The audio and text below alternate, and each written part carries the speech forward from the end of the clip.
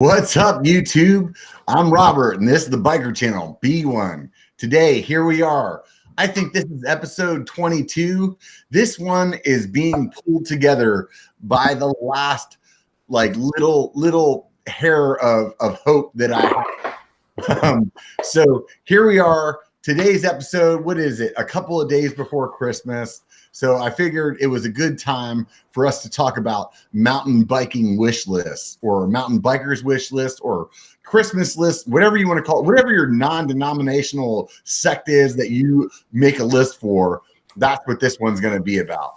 So fortunately, we have pulled together a ragtag group of people, being me and just one other person, and all of you that are here in the live stream / podcast, and we're gonna make our way through this together. So I'm hoping all of you guys can have a little part of this, as well as the rest, as well as the two of us that are on. We're gonna make this shit work. So one way or another, first thing, this is the B1KER Bar. It is on every Sunday at 5 p.m. PST. Hopefully. I want to first off, I want to say thank you to a couple of guys sent me some stickers. As long as you guys keep sending me stickers, we'll keep having this freaking part of the show at the very beginning. Got a little something here from a guy named Toogie Hauser. He's got a YouTube channel out of Canada. We won't hold too much against him on that. And I got a little BV. Did you see that in the welcome screen there? That's from Brian Vaughn. He's back east, I think Minnesota, also a Tasco rep. So if you guys get a chance to swing by TascoMTB.com, check them out. I appreciate the stickers, both of you guys. They will be definitely on the fridge for sure. I want to introduce today, and again, back by popular demand, it is Horns High Mountain Biking. Hey, Horns High, tell me a little bit about your channel, buddy. Hey, Rob, what's up, man? Thanks again for having me out. Hey, yeah, I am based out of Kansas City, and been riding mountain bikes for a long time, and just kind of like make videos about just the fun parts of mountain biking. And just I really need to rethink this. Every time you ask me, tell me about your channel, I come up here and I just flop because I need to come up with a better idea of what I'm doing. I actually don't know what the fuck I'm doing. Yeah, I was thinking I was doing a basket weaving channel, but somehow or another that question just fucked me up. Exactly. Yeah. No, just mountain bike videos, gear reviews, bike shops, all that good stuff, man.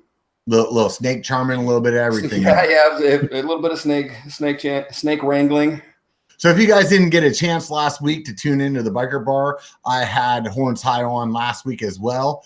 And we talked about him and his channel. But this week, that's not what we're talking about. We're talking about the things that we would love to see under the tree, or the things that are sitting on the Amazon wish list that haven't got the go-ahead from the boss yet, you know? So the first thing that I want to talk about, the number one thing that's on my list right now, I don't know if, hopefully, I know the lady's not listening. So I saw one box come from Amazon and it had that sticker on it that says batteries. And I'm hoping like hell she got this and not something else that I had on there that has batteries that I don't really want that much. So the DJI Osmo, I don't know if you've seen this, dude, but that thing in my eyes is just sick. So for those of you guys that don't know what the DJI Osmo is, first of all, DJI is the company that does drones, and they do a very good job of it. So they have like the Mavic and the Mavic Air and the DJI Spark and I don't know, whatever, a bunch of shit. They have like from size large to size small, and they just released, I don't know what you want to call it, this little handheld camera that has the gimbal built into it. And the size of this camera is like barely like, it's almost like not as big as your hand, but it has the gimbal in it. It shoots 4K. And honestly, I am just in love with this thing. The audio originally wasn't the greatest. And just from the people that they sent it to on YouTube, like the real YouTubers that have all the hundreds of thousands of camera followers or mountain bike followers, they sent them to them. And in that time, they had some issues with the audio focus and also with the audio. And before it even released to retail, they already like stepped up their game, rewrote some new firmware, and fixed those issues. And to me, I just think this thing is so cool that you would be able to like, for me, like when I'm riding, I have like the GoPro and the gimbal on my chest. And sometimes I want to do some ride bys, and sometimes like usually what I do on that is I'll carry like a Hero 5 session in my pocket on a little tiny tripod, but the audio sucks. Mm-hmm. And usually what I'll do is I'll just put that thing like on the ground, we'll roll by it or something like that. And that'll be that. But with this thing, it's like just so compact. The audio's great compared to like the session that I was talking about. And you'll just be able to like pull it out real quick, do like a quick shot of like a POV, not POV, like a what do you call it? A blog shot, like a vlog shot, or like some ride bys and stuff like that. I just feel like it would be so simple to use. It's only like about $350. Have you seen this thing, Sean? Yes. Yeah, I have. And I'm familiar with that. That is an awesome thing to get.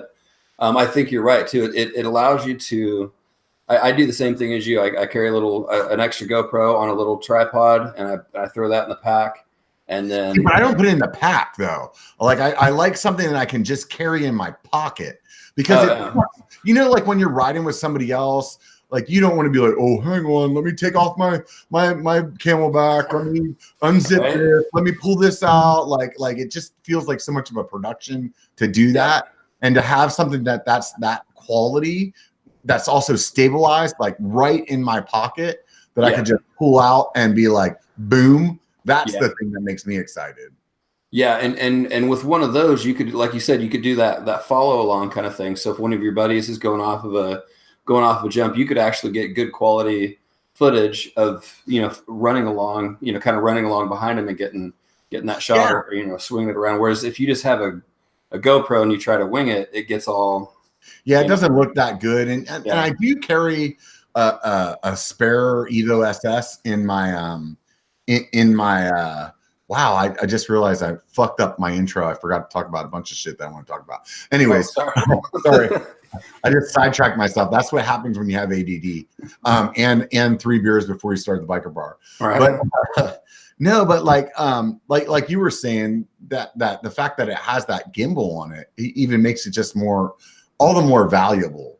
Because so many times I've taken what I thought was like a badass shot just holding that session in the tripod, and then I look at this footage and it looks like, you know, it looks like I'm like in a Jeep on the Rubicon, freaking just bouncing all over the place. Right. Like, oh, I thought that was going to be awesome, but no, it's not, and the audio sucks. So this thing, I think, is a game changer.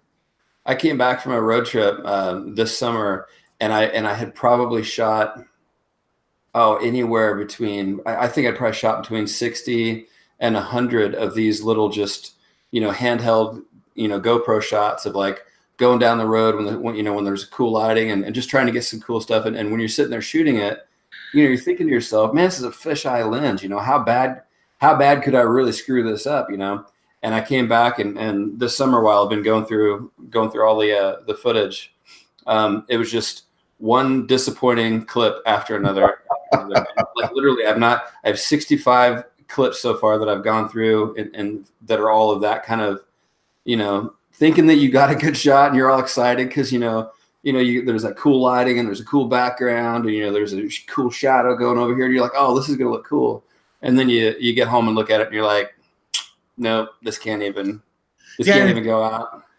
And like what I was gonna say a minute ago, I think I lost my train of thought by that whole freaking spiel that I went on. But the other thing is, like, I carry that extra Evo SS in my backpack, and at times I've put that on a little tripod too. But still, it's the matter of like getting out, turn on the Evo, turn on the Hero, the GoPro, set up everything, but to have something that's just as good of quality, but in my pocket where I can just pull it out and then like push one power button and record. Yeah. I honestly think that they already have a GoPro mount for it that you could actually mount it chest wise. The pan is not as wide angle as a GoPro. So I think it would be, I can't wait to get one, or I'm hoping that that's what the box with the battery symbol on is, so that I can go out and try it and just see, even if it's a tight shot. Like if it's a tight shot, man, that would even like still make me consider maybe getting rid of the gimbal and the GoPro. Just if I had just one device and all I had to do is like turn the little screw a little bit to loosen up the mount, slide it out, do my vlog stuff, slide it back in. Like it just seems like to me, it's an amazing camera. And I feel like this. I feel like they're on the brink of they want some of that GoPro market. And I think that they're going to see how this handheld does. They're going to see all the people say, man, I wish I had a wide angle. And they're going to Apple it up. And next year it's going to be, here it is. And then, you know what I mean? Yeah. Yeah. I mean, think of it like what I've always thought in my head would be really, really cool is instead of having the second camera and everything that you're dealing with, is be able to have a heavy duty attachable / detachable, camera with your stabilization and everything on it. But you would carry in your pocket, you would carry a very short little handle, and the handle could have fold in legs, so that if you needed to do like a vlog style, kind of hold the camera in front of you, you got it. But then if you needed to do, put it down as a tripod, you could do that. But you would just have the handle in your pocket. And when you something was happening and you wanted to switch over, you'd pull that handle, click it into your camera, pop the camera off of your chest mount, shoot your shot, come back over here, click it back in, put the handle in your pocket, and you're done. Like you never have to wait for anything to turn on. You never have to do anything. It's just, and plus it's on that, all of that footage is still on that memory card. So you're not chasing down two cameras worth of footage. Multiple things. I mean, they pretty much did that almost, so I think that I'm just really excited to hopefully get my hands on one of those. Unfortunately, my channel is not big enough to get on that. But this is the thing that I forgot to talk about in the intro that plays into this is I am trying to get my Patreon to 250 followers. And at that point is when I can travel. And at that point is when I can really start to be able to buy something like that, like on a whim, and be able to really showcase that, up my game on the videos and stuff like that. So if you guys are contemplating Patreon, or you want to spread some Christmas cheer, or you don't like Christmas at all, but you just want to give money to some fat guy that's probably going to drink it instead of actually buying the stuff that he's talking about, a good place to start is probably like patreon.biker.com, or just Patreon and then search Biker, B1KER. And that would be a great place to start, because I really honestly would love to see my channel get to 250 or my Patreon get to 250, so I can actually show up to where you live in Kansas, maybe soon enough Colorado, or Texas, to see like No Front Brakes, or get back east and see Gene from Regular Guy Mountain Biking, or ride with Bobo. All of those things become a reality once I hit 250 Patreons. So even if it's $1 a month, guys, that gets me there. So please honestly consider it. If you don't want to consider it because you feel like I'm just trying to milk some money out of you bitches, I get it. Hit the subscribe button, hit the thumbs up button, watch this video all the way to the end, and that'll make me just as happy. So I appreciate it.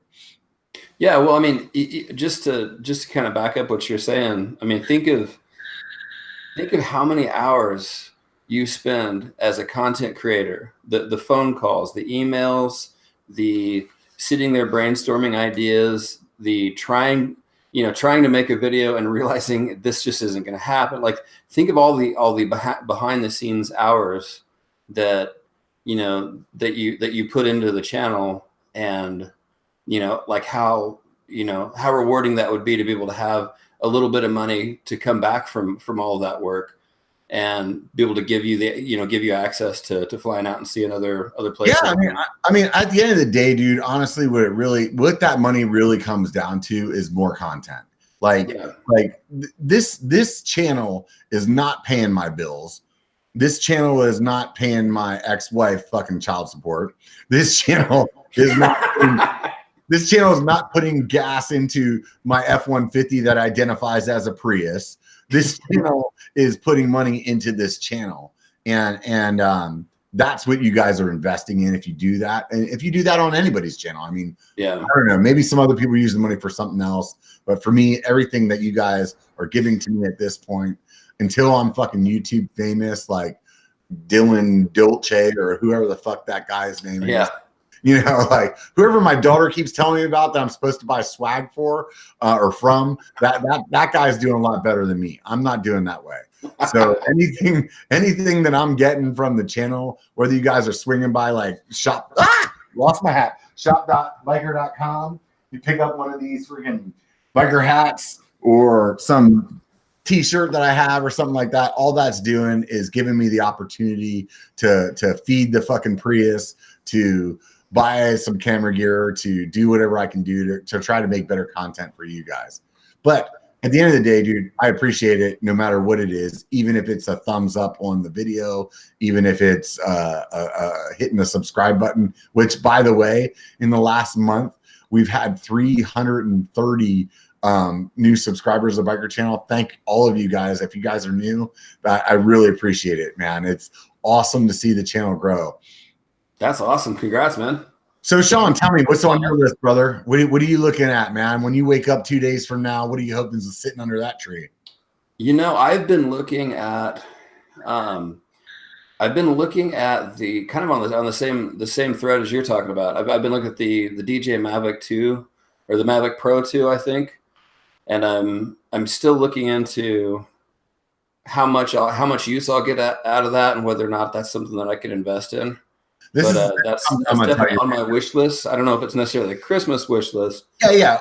I think at the end of the day, really, realistically, what this podcast, what this live stream is about is just a wish list. Yeah. Because I think that's timeless. Whether it's Christmas or not, like at the end of the day, every one of us have a list of things that we're hoping to get, right? And I think that's what this is about. So you talking about the drone, I'll tell you this. For whatever reason, every once in a while I get sucked into these other guys and all their camera gear and shit like that. And I also just like, you know, I like fucking tweaking out on like, oh, I'm going to check this out. I'm going to read all the stats. I'm going to get all excited about something. And I started looking at a drone, and that's whenever I got the Air. And the reason I got the Air was because it just finally came out with 4K. It's so small. The one that you were just talking about is a lot bigger. Yeah. That Mavic Air is so small, dude. Like it fits in your Camelback. Like it would fit in your, like, if you had a hip pack, it would fit in there, and you just had to like Velcro the fucking the controller to your like handlebars or in your like bottle cage or something like that. But initially, I was like, I think that thing was like $1,000, maybe a little bit more than that, and I bought it and I flew it around in my backyard with my buddy, and it was really fun. It was like having a remote control car, like when you were a kid, except for it went further than 20 feet before the wheels started going, you know. And I thought that I was really going to use it, and then I didn't. And then I started feeling guilty for like a couple of weeks or a month. Maybe it was even a month or two. You guys have been following the channel. You know how long it's been. And all of a sudden I was like, dude, I need to take this thing out. And you follow my channel. Like in the last few weeks, I really started incorporating, or a few months, last month, I really started incorporating that drone footage. And oh my God, dude, it adds so much to your content. Yeah. It definitely shows. I mean, it shows. Well, I mean, when you realize that like 90% of the content on our videos is coming off of our chest and a gimbal, it sure does give people's eyes something else really cool to look at, you know, before we get into the ride or before we get into whatever we're doing. It's really cool to kind of give them a bird's eye view of where you're going to be riding at, or where where this is going to be happening at. I was never like a voiceover guy until once I started using the drone. Like you have to fill that in a little bit, and once I started doing the voiceovers with the drone, it really made me be able to like craft my story a little better. Nice. Yeah. It looks nice. It looks real nice. So what else you got on? What else do you you got anything else on your list? Yeah, dude. So the next thing that I really want, and I'm not going to tell you guys whether or not I bought this already, because it's possible that I did. The next thing that I really want is, I have never ridden flats on a mountain bike. I rode flats when I rode BMX. I lost all the skin on my shin. If you run your finger down the like shin bone on the front of my leg, it feels like you like a geographical map, or a topographical map of like the Rocky Mountains. Like, they are fucked up. But I got this chameleon just recently. It's a hardtail, and I decided that I want to try and see what flats are all about, because there's like this religious thing going on, flats or clips, and I figured I really can't have a position in the argument unless I've tried both of them.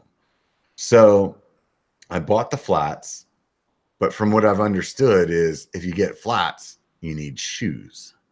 And lots of people talk about 510 as being like the shoe to get.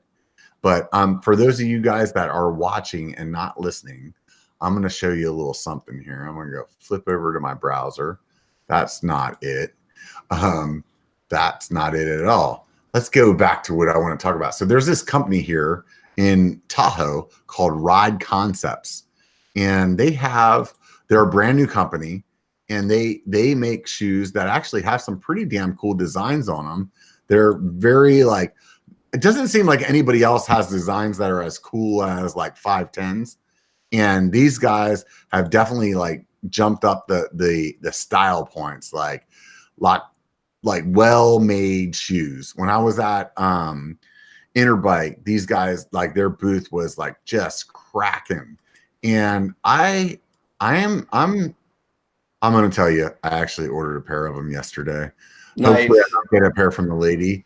But these things, from my understanding, and please don't quote me if I'm wrong, my buddy was telling me that these have like that same kind of like impact material in them as like the knee pads and stuff. So like, but it's in the sole. Oh, so that's a good idea. Really hard, like it stiffens up. And I like I said, I've never worn flats, so I'm hoping that these things are just going to be amazing. And that's my next thing. There is like, get a pair of good shoes that ride with flats. Do you ride flats or clips? Well, I've gone back and forth between both. I'm 99% or probably 90% of the time I'm clipped in, but I've gone back and forth. And I was kind of reconsidering incorporating some flat pedals in there as well. If it's a snowy winter, that's usually when I switch back to flat pedals, just so I don't have to deal with cleats and snow and ice and and the other day I was doing a really muddy ride, and oh my god, the clips were definitely a pain in the ass. Yeah, there's a few things about clips that I definitely don't fucking enjoy. The biggest one is, when you get them full of mud, which out here in California, that's not very often. If I was back in PA where I grew up, that would definitely be more of an issue. Yeah. But the mud sucks, or like snow if you get that packed in there. But the thing that I think that just the only thing that really pisses me off about them is if you're trying to get back on the bike in a technical section, that sucks. Yeah, that just sucks. Like your foot is not placed, it's not solid. Like that is the one thing, hands down, that makes flats better than clips. Because like lots of people say, "Oh, I can't. Oh, I'm worried about getting my foot out." I'll tell you this, dude. I've been riding clips long enough. Taking my foot off the pedal is no different than taking my foot off the pedal on a flat. Like honestly, it's so ingrained in my brain. Yeah, I'm glad to hear someone else say that because I think the same thing. Like there may be some random little situation where maybe a flat pedal might be better, but I'm with you. Like I've never had, like coming off the pedal, my foot just comes off. And I notice even when I ride flat pedals, I still take my foot off the same way. I just kind of lead with my heel. Yeah. and click it out. But one argument that I would make for platform pedals is when you do crash, like if it's like a straight line crash and you're kind of going over the bars, or you realize it's kind of an over the bars kind of a situation. It is nice on flat pedals. Like you can kind of kick the bike out to the side and it'll actually go. Whereas when you're clipped in, I've noticed that when I'm clipped in, for some reason the bike has a tendency to roll over on top of me, and then you get the saddle to the back of the head, Oh, I haven't done that and yet. then if you're down in the dirt with your face next to a rock and that bike comes on top of your head. But like I said, that's a goofy thing that I've noticed. I have very little data to go on, but I know that I can ditch a bike with flat pedals quicker than I can with cleats. I think something like coming off of your clips and like doing a OTB, like a straddle kind of hop over your handlebars. Mm-hmm. It's definitely easier in the moment on flats. I mean, I've done it on clips, but there's been a few times where that maybe didn't happen. You know what I mean? Or maybe it would have been a little more graceful if it wasn't that, if I was on flats. But for the most part, the biggest thing for me is that like getting started in a shitty situation. Like that's because to me, like let's go ahead. Let's talk the religion, right? So for me, the main reason that I use clips is when I'm going through chunky shit like chatter, where your bike's just like bah, bah, bah, bah, bah, bah, bah, bah, like that. Like I know without a doubt, I'm hooked up. Yeah. Even in my BMX days, dude, there was days where I hit like a tabletop kind of jump that jumped over a street and land on the other side. Every once in a while, you'd lose a pedal and you'd be going through the air with 1 foot off, and it may look cool, like you're trying to do that, but that's actually not what you're trying to do, because you land with all your balls and your 1 foot, and then like that's that, So that's the other thing where it's like, you're in the air, like that thing is attached, and maybe as you get better with flats, that doesn't happen. All I'm judging that on is I rode BMX for years and we jumped every fucking thing, and I still lost a pedal here and there. And the amount of times I lose a pedal on clips, next to never, Yeah, I agree. When you get into that high speed, chattery kind of stuff that we encounter quite often, it is nice just being dialed in on the bike. Yeah. And just being able to, just be a little bit more connected to the bike. So which flats do you have? Oh man, I have so many. Are you a composite guy, or are you a metal guy? I'm a metal guy. In fact, honestly, that just surprises the shit out of me, because I've seen your bike and your bike is like blinged. I can tell you're a matchy guy like I am. And for me, I went with composite because on the metal stuff, like I'm going to ding it off of rocks. It's going to get all scratched up. I'm not going to be happy about that because it doesn't look pretty. And in the composite, you can scratch the shit out of them and they still look good. So what's the reason that you like metal rather than composite? Well, that's a really good argument for composites. I never thought of that. The more you're saying that, I'm like, yeah, it's a pretty good idea. I don't know. Probably. So next on Horns High wish list is composite pedals. I think the reason why I've always been a metal guy on pedals, just because I always thought they looked really cool. I liked how the CNC machines could carve out all that, shave out all of that space inside of the pedal, and you could see the marks from the machines and everything. But yeah you're right. As far as like the outside part of the pedals, I just destroy pedals and crank arms too. I smash them. I rode the Chameleon for I think like 2 rides now, and whenever I first put it on the trail, I was like, I have boots on my crank arms and on the Bronson, but my crank arms are carbon. So like whenever I got this one, I'm like, dude, they're aluminum cranks. I don't give a fuck. And so I did a couple of rides and I came home and already like the crank arms are all dinged up. And I'm like, you know what? This is what's happening right here. Ugh. called up Amazon or hit up Amazon yesterday. I got some new fucking nice, man. because you know what? I couldn't handle it. The OCD in me is like, dude, you just scratch that shit up. You need to put some Mine get destroyed. Yeah, my all of that stuff gets so beat up on my bike. It's kind of crazy. But I'll tell you the platform pedals that I will try next for sure are the Pedaling Innovations. They're what's up? I'm really excited to talk to them. I think they're going to be on Biker Bar early January. Cool. And I've never talked to them. Like, I'm not a flats guy, so they're going to be on soon. Tell me about them. How do you feel about it?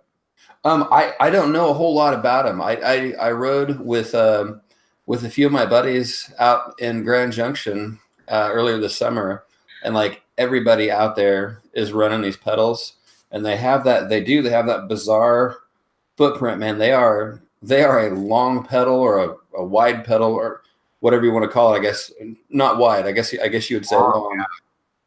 I watched something or I listened to like a podcast, I think from Gene from Regular Guy Mountain Biking a while back. And I want to say that the way that the guy was explaining it, and obviously that we'll talk about this on the Biker Bar when he's on, but he was talking about like how your like body, like, what is that called? Like kinetic. I can't think of the word right now, but like the way that your body like pushes weight down, like if you were doing squats, if you're actually just putting all your weight on the balls of your feet, like you would in clips or maybe regular pedals, you don't have the leverage. And so when that pedal's bigger, it's a better platform for you to actually transfer that energy more efficiently. Nice. Yeah. And I've noticed too, because I run my cleats. I slam my cleats as far back as you can to get the ball in my foot further out in front of that spindle. But I still think that I would like to see SBD pedals be able to have a lot longer range to adjust that up, because I still think they're off by like seriously like 3/4 of an inch. I would like to feel. Because I always feel like I'm up on the balls of my feet, and for like out of the saddle climbing, charging up a techie kind of a climb thing, that's a great position to be in. For descending a super rocky section, that is a terrible place to have your feet, is feeling like they're pitched forward on the balls of your feet. I think because of me riding clips for so long, the first couple of times that I've jumped the Chameleon, it definitely, I need to relearn heels down because I'm so used to kind of what you're talking about, the front, like that position of my clips and where my feet are sitting. I'm not setting myself up right for coming off of stuff. I did one ride on the Chameleon bone stock, and that's like with the Walmart pedals. And I wanted to do that to just like really recenter and refresh my mind with what it's like to have a bone stock bike. And holy shit, those pedals blow donkey balls. Yeah. If there is one thing that you guys have on your list and you just got a new bike, or you're getting a new bike this for Christmas or for New Year's or whatever the fuck you're getting a new bike for, if you have those shitty ass pedals that come on it and you think that's going to be good enough, I'm telling you, I did my first ride with good pedals. I bought the 1UP composites. They have like a couple more pins than the Chesters. Originally, I was going to buy the Chesters, but one of my friends said, "Oh, I like these other pedals better because they have a couple more pins." So I bought these 1UP ones, and it was a game changer. Big time. Like I couldn't believe I would put those pedals like as much of a game changer as me putting a dropper on my bike. That's how much of a game changer it was. Yeah. I would totally agree. I've seen platform pedals get an unfair shake in the deal, because they'll do just that. They'll start off with a pair of stock OEM, like literally like a $6 pair of pedals, and they don't know any better. It's the pedals that came with their bike, and they get on there with a pair of Nikes, and then they go out and they ride bikes, and then they're like, "Oh, this is just terrible, man. I felt like it just wore my legs out." It's like, well, you're on a pair of Nikes, so your foot's just kind of like folding over that pedal the whole time. So, Yeah, and I think that's part of what we were just talking about with the pedaling innovation stuff, is that your foot's not like, those of you guys that are listening. So if your foot's on a let's just call it a smaller platform, flat pedal, your toes are curling over the front and your heels curling over the back. And let's just say it's shaped like an arch. And so that is not a very efficient place. You know this even from riding clips. Clip shoes are super rigid so that you are really transferring that power well.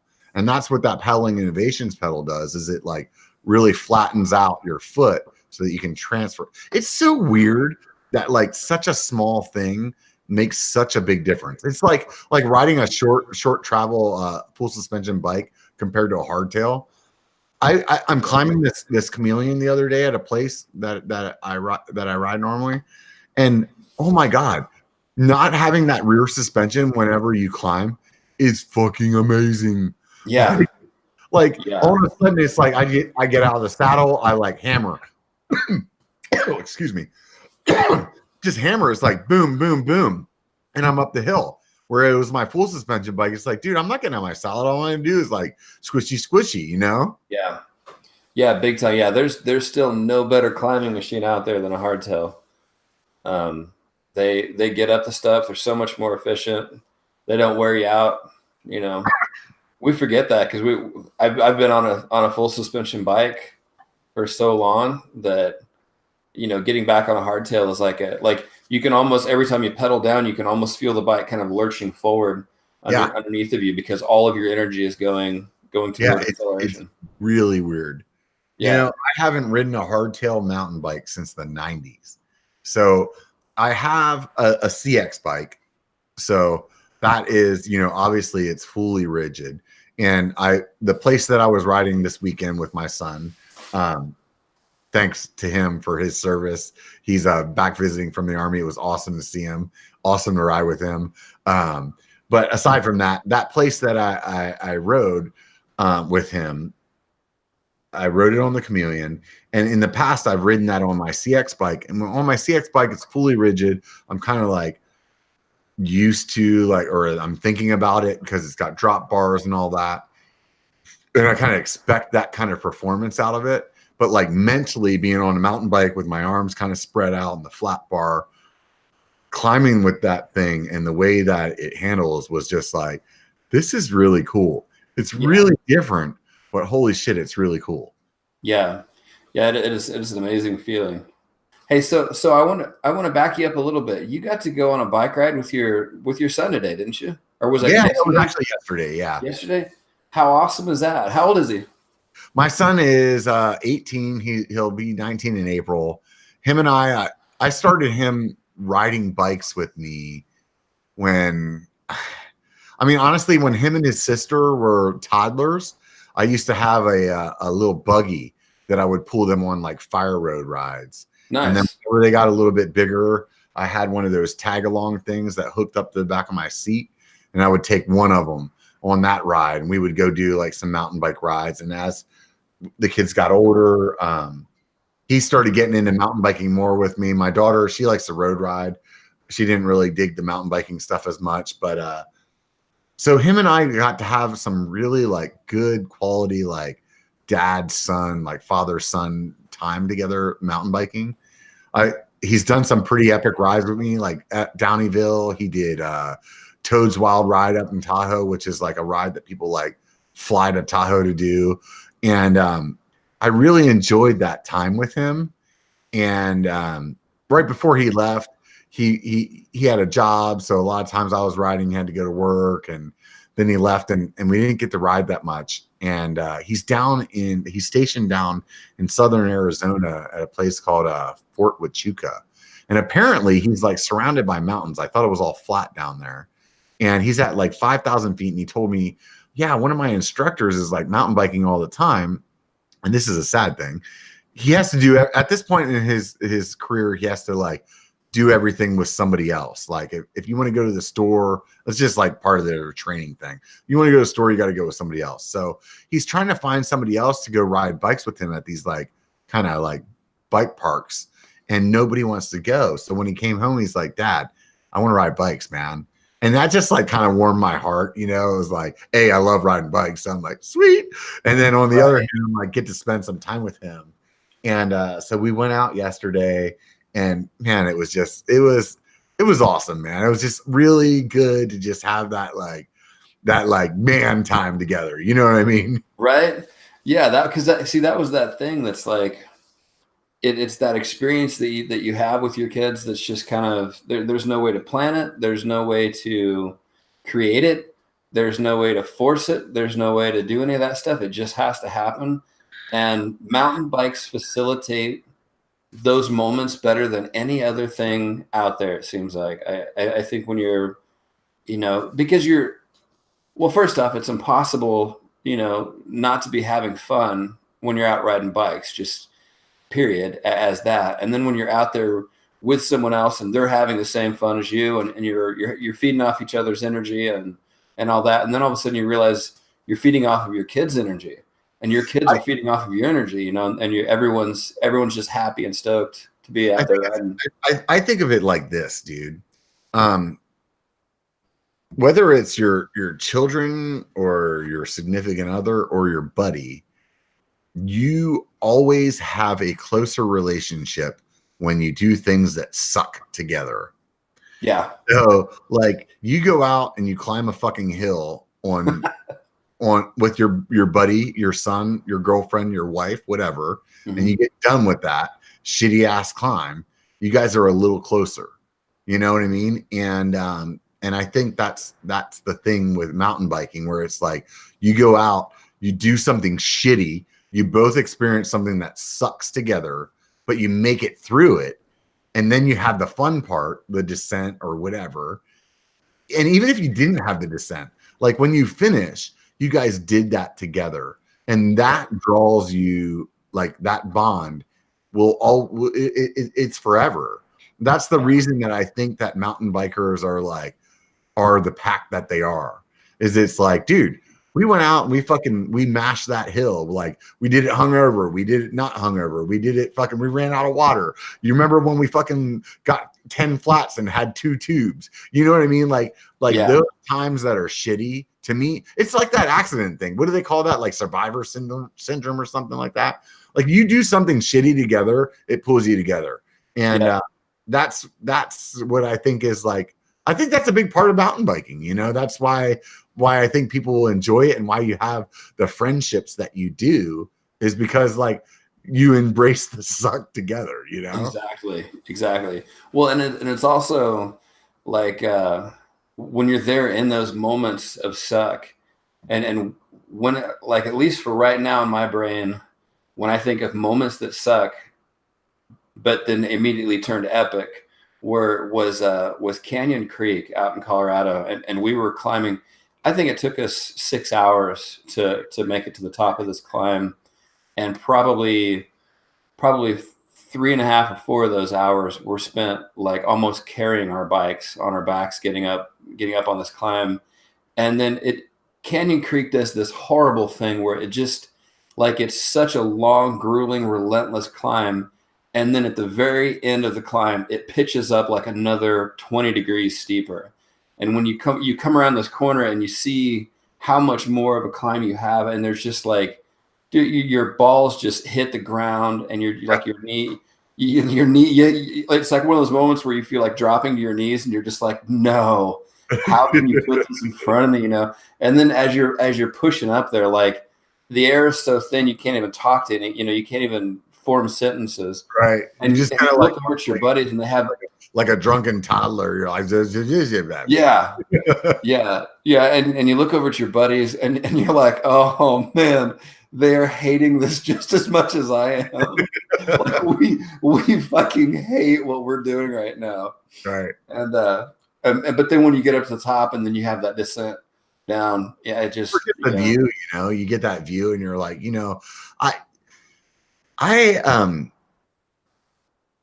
I don't know if it's like the view is beautiful to me when you get to the top, or it's the how many people have seen this. Yeah. You know what I mean? I think that's the part that means more to me is like, yeah, this is pretty, but it's that like, dude, I'm one of the few people, and when you say few, okay, maybe there was 10,000 people that have been on top of that mountain, but maybe it's 100,000 people, but 100,000 people compared to all the people like Netflix and chill, like you're definitely doing something, and so like you're up there, you're like, dude, I fucking accomplished this, man. This is awesome, Yeah, it's a hell of a feeling. And I think you're right too. There's also, when you get up to the top, you have that view, but then there's also that sense of exploration that's getting stimulated, and then there's the obvious that wonderful endorphin rush that happens like once you stop climbing. Like if you've been climbing for like 5 hours straight, and then you stop climbing, in about 20 minutes, your body just starts hitting you with all these endorphins because it's still making all these endorphins from that sufferfest you were doing. So it's kicking up all these endorphins. So you get that good endorphin rush, and you're up there and you're looking around and just like you said, like, like even if 50,000 people saw what you did, think of anything else that you do in your life that only 50,000 people do. Mountain biking is the only thing that I do that's like that. So to be able to get up on the top of a climb and get up and see that view and have that experience with your buddies, that's why you do what you do, man. That's why you suffer up the climb. So those of you guys that are on the live chat right now, throw us up some of the stuff that you guys are looking for on your list, and I'm gonna go ahead and move forward on something on our list that we're gonna talk about. And while you guys shoot all this stuff up there, I'll keep an eye on it, and hopefully we can pull some of that up there because I appreciate all you guys sitting in here chatting it up. I see a bunch of people saying that they're going to look into the RC shoes. Hey, if you guys order the RC shoes, the Ride Concepts, just in the notes on the bottom, wherever you can tell them something, just say like Biker sent us, because I am not affiliated with them at all, but I want them to know that you guys are part of this clan. So that'd be awesome. Nonetheless, I said this earlier, every one of your videos, you got like a blinged out stem. You got, a bunch of different things on your bike that definitely make it personalized. What are some of the things that are on your list whenever you get a new bike of how you're going to bling it out? What are the things that you think about? I can tell you the top of that list is a set of I9 wheels. I want another set of those.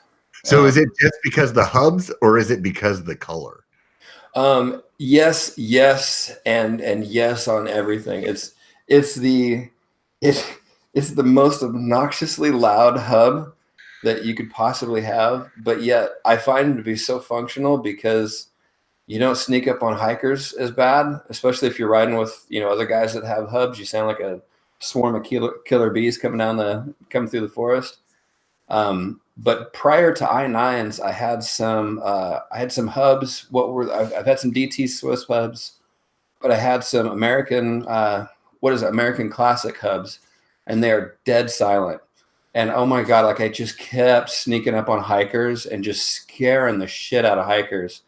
And that always sounds funny when it's like after the fact and you're talking about, it's always funny when someone else scares the shit out of a hiker. I hate being the person that scares a hiker or scares anybody else, because then we just look bad.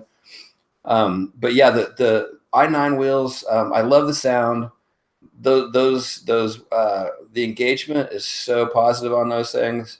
Plus you get those cool spokes, and they're just burly, man. I'm a big dude, man. I'm 250 pounds, and I just relentlessly thrash those wheels. And other than just normal overhaul and maintenance kind of stuff, man, they've been amazing wheels.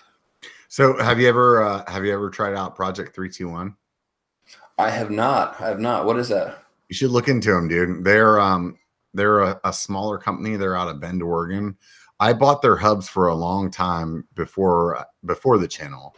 And at the time that I started buying their channel or their hubs was they built their own bodies and then they used i9 internals.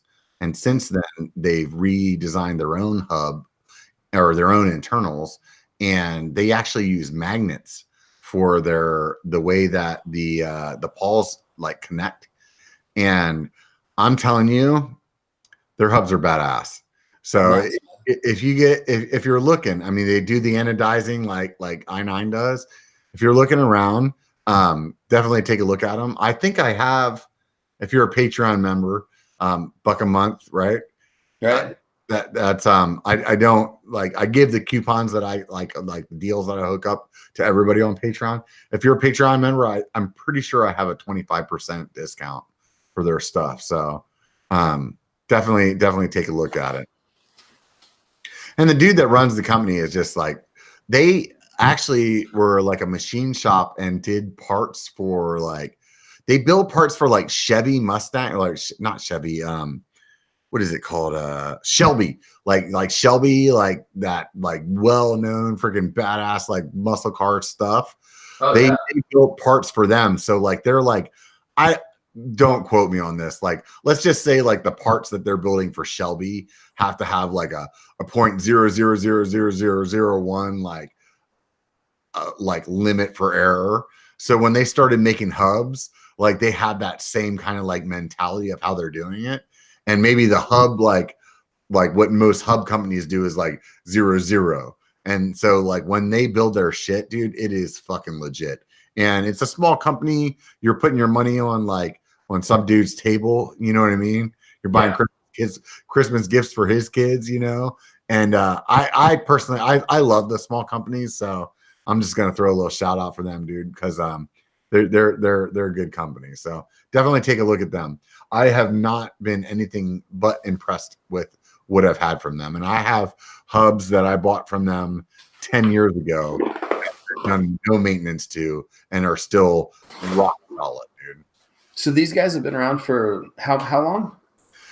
I think the first set of hubs that I bought from them was like maybe 2006 or 7. Maybe if it was 2008, I'd be surprised. So, I mean, I'm looking at the first set of wheels that I bought from them. It's over hanging on the wall. I got a set of 26-inch hoops with stand hoops with their hubs on it. And I rode the fuck out of those things, dude. Nice, man. And that magnetic. The magnetic is new. The magnetic is new. That is only within the last couple of years. So like when they first started, they were using their bodies, but then i9's internals. So they were basically i9 hubs, but you could get them for like $100 cheaper than i9s. Okay. So it was like, and like you, like I'm a bling bling guy, right? So it was like, I was like, oh man, I want to get some like hubs, but I need to matchy this shit. And I could get theirs, and it was like, oh, i9 internals, so it's basically the same thing. And so that's when I started buying them, and they were close to me. They were at that time they were out of Fresno. They're up in Bend, Oregon now, but they were in Fresno, California before. And so I was like, oh, it's a local company, so if I have a problem like shipping it, it's not going to take that long. And but I'm nothing but impressed with them. And once I actually got to meet the guy, like I did a video with him few months back. I went up there and met with him, and just a super cool dude. That's awesome, man. Yeah, I want to check those guys out for sure. So what else is on your bling list, dude? For me, the simple things are this, dude. I like to have the little like caps on the ends of my handlebars anodized. I like to have my seat tube clamp and anodized. And of course, if you're building wheels, the nipples got to match too, right? Yeah, most definitely. Yeah, you can't, if you do custom wheels and then you have a catastrophic nipple failure on the color matching, yeah, you can't. That's a nipple foul right there. That's what that is. Let's see what we got going on up here. So a bunch of people are talking about Onyx hubs. Have you heard anything about them? Oh yeah. They've been around for a long time too. They make really, really good stuff. So Onyx, my understanding of Onyx, and anybody in the chat, go ahead and feel free to pipe up. Those of you guys that are listening after the fact in the commuting traffic, go ahead and just scream at your radio or whatever the hell it is that you're listening to it on. I heard the i9 hubs are solid, that they're very quiet. However, I heard they're on the heavy side. Oh, really? The Onyx? That's a good question. I always ran those. Their hubs were some of the best hubs for downhill back in the days of downhill. And back then we didn't really care too much about the weight on our bikes. So that's a good question. I don't even know the answer to that. Maybe somebody listening knows. Yeah, you and I are both too big to give a fuck about weight. Yeah. I don't get too scared on weights. Yeah. I always say, dude, if I wanted to save some grams, dude, I could like shave my beard. That's actually why I did that. Or looks nice, by the way. Shave my legs, get a haircut, cut my eyebrows. I probably save like $150 in carbon, Right. Yeah, I'm the same way. I try to keep it light when it comes to rotational weight, maybe, but other than that, I just want to make sure that it's not going to break. So I'm a big guy and I break that stuff pretty easily. So tell me, what else is it whenever you're getting a new bike? What are the things that you want to bling out? It's funny you should say it, because normally I'm a murder my bike guy. I've always just had murdered out bikes, and I tried a new thing with this Bronson and went all out, and I like the look of it, and it's kind of growing on me. I was kind of wondering if the next bike is if I'm gonna go back to my murdered out roots, or do I want to do something unique? But yeah, I would say wheels are the first thing that I bling out. But I think I don't know if it's for bling reasons or performance reasons. But like I like good hubs and wheels, Just recently, you had sent me an email offline about another company, and I'll mention them too, because if we're talking about bling, Stickered is the company that I really enjoy the fact that I can hit them up and make my bike custom, get some different stickers. If you guys don't follow them, check them out at Stickered. It's STIKRD. You'll see what they'll put an oil slick into the logos, or they'll put some cartoony stuff, or they'll oh, you want to make your bike look like a World War II bomber. They'll build it out. And to me, I just liked it. I guess through my entire life, I've always liked to be a little different. And so I think being out on the trail and just having maybe the custom wheels, or the seat post color that's a little different color, and kind of doing that stuff, it makes it yours, Most definitely. I used to take, and you probably remember this too, back in the days, mountain bikes weren't really pretty. They were trying to be pretty, and they were pretty in their design, but they're not necessarily aesthetically pleasing. And so we would always do different stuffs, and we would either paint our bikes, or what I had done is I used to paint these different areas of my wheel. So if you got a round wheel, maybe 4 spokes worth of the rim, I would paint them black and white, so that when you're riding your bike fast, you get all this kind of flashy, all this flashy look at me and my fancy wheels kind of stuff, That's good stuff, dude. I used to powder coat my bikes all the time. Oh yeah. Yeah. I back in before carbon, so a lot of my frames I got powder coated. You could there's a million powder coaters around. You can look any city you live in, there's somebody doing powder coating. Mm-hmm. And just take your bike apart, go down there. If you're getting a base color that's typical, like a black or a white or something like that, they do those colors all the time. And it actually holds up to the rock things a lot better than paint. But if you want to do something fancy, maybe they'll charge you a little bit more. I think when I did the Prophet in the tennis ball yellow, it cost me $3 bills. And it's just fun to make it your own. And then at that point, you need to go out and find some new decals, and somebody like stickered, or back then there wasn't a stickered. So it was, you could only get like the factory prints, and that's it. And they would be from some third party guy in like Australia or something like that.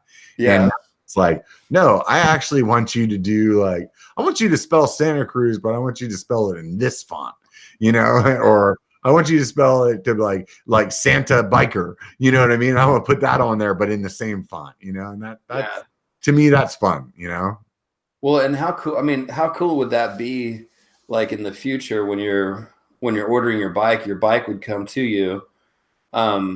It would come to you with no graphics on it whatsoever, and you would just then contact Stickered and like basically design the look of your bike from ground up, And actually talking about trying to work something out, and I hate if I'm like fucking raining on their parade right now, but they were talking about at a point like to possibly like have like a kiosk that would be like in a bike shop, so that when you bought it, so you went and bought the new Bronson, and then they had like the Bronson on the screen, and you could be like pink, green, and yellow, and like boom, boom, boom. And then when you buy your bike, they ship the stickers with it, and the shop puts the stickers on, and it's like boom, like right off the showroom floor is like it's yours. Perfect. That's like sneakers now. It's like you can build your own sneaker. That would be killer, man. Yeah, that'd be sick. Yeah, I want to, and I'm still going to be giving those guys a shout out. I'm getting close to being low on stickers, and I need to make a new sticker order. So I've been using Sticker Mule, but I'll give you the guys at Stickered a call. I'll tell you the difference between Sticker Mule and them, and this is it, dude. This is honestly it. The stickers that you get from Sticker Mule will not hold up to the elements like the stickers that you get from them. Cool. And that's, I mean, you might get a better, cheaper price from going to Sticker Mule. I don't know for sure, but I can tell you without a doubt, like the stickers that they have, they don't fade over time. Like they don't they're really good stickers. They're high quality. You know what I mean? Very cool. Very cool. So let's move on. You got anything else on your list? Something you can think of right now? Oh, geez. Give me like 10 seconds. I'm gonna let you off the spot while I talk about my next one. All right. So for me, I'm one of those guys that rolls around with a fucking like a suitcase of shit in my Camelback, because I'm preparing for every last situation. Like I have a lighter in there in case I get stranded in the middle of the woods. I can make a fire. I have, a first aid kit. I have like all this crap in there. And the one thing that I don't have in there is a life straw. So do you know what a life straw is? A what? A life straw. LIFE straw. Like STR. I can't spell right now. I've obviously had too much drink. STRAW, straw. Like you drink a soda with a straw. And what this thing does is you can put it into a creek and you can just drink right out of it. Or they have some that you can like stick it into a creek and pump it into your Camelback, and it filters that water so you don't end up with giardia. Yeah, I have actually. I have heard of those. My buddy Theron, I think, has one of those. And when we're climbing up trails, if there's a stream nearby, he can dip that thing in there. I thought you were saying Love Strong, and you were going to ask me if I was going to get a Love Strong this year. Oh yeah, well we can do one of those too. Right. So anything like that? What is something that is what do you have in your bag, dude? What I'm hoping for on the sooner rather than later are probably tires. I go through so many tires, and I'm always curious about new tires and checking out new tires. So what's the tire that's got that's on your hot list right now? I ran a new tire this year. I ran a WTB Convict. Hang on, slow down just a little bit. I'm gonna let you talk about the tire and piss all over the side of my garage. So you talk about the tires. I'll be right back. All right. So I've got to cover a bathroom break on this. Yep. All right. So WTB Convict 2.5 tires. I tried them out for the first time this year. Was really happy with them. I've been a Maxxis guy for forever. I've just, to me, it was just, what kind of Maxxis tire am I going to get? But my buddy Theron told me about these WTB Convicts, and they looked like they were a cool tire. And I think WTB actually recommends running the Convict as a front tire, and I think, don't quote me, Riddler or maybe one of their other tires as a rear tire. I went ahead and tried them as a front and a rear tire because I kind of thought that the tread pattern had potential for a good rear tire. I was really happy with them. They're super, super durable, and super, man, they just allow you to like grab some really, really weird off camber lines, and it doesn't cause the bike to do a lot of fishtailing or any weird thing like that. And just gobs and gobs and gobs of traction. So if you guys are thinking about tires and haven't checked out WTB's tires, I'd put them on your radar. They kind of fell off my radar for a while. I don't know why, but anyways, was just kind of on a Maxxis. Was on a Maxxis kick. So always went that way. WTB? What's that? You started out saying WTB tires? Yeah. Who are you riding by them? What's that? What tire are you riding from them? The Convict, the 2.5 Convict. So you're going 2.5 on the Bronson. Is that as big as you've gone on the Bronson? Is what?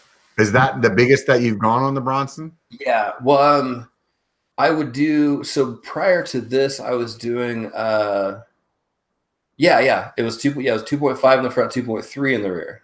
I had some 2.6s on from Schwab when I was up, and the Bronson, by like the textbook, is not supposed to take tires that big, but I had some Schwabe 2.6s on, and if you ride somewhere that's like sandy and loose, oh my God, those tires blew my mind. I couldn't fucking believe it. Like, honestly, I wouldn't want to climb on like some big monster climbs because they were slow rolling, but holy shit, the hookup and the like loose kind of, like, I don't know like what the terrain is where you live, but like if I go up into Tahoe, it gets a lot of like the granite break off of the rocks is like almost sandy in places. And when I was in Oregon in Bend, it was similar. And those tires just really did well. Nice. And you said they were Schwabes. Which ones were they? It's the, oh God, you had to ask that, right? Oh, sorry. What is, come on, chat, help me out here. I'm gonna stall. I'm gonna babble a little bit.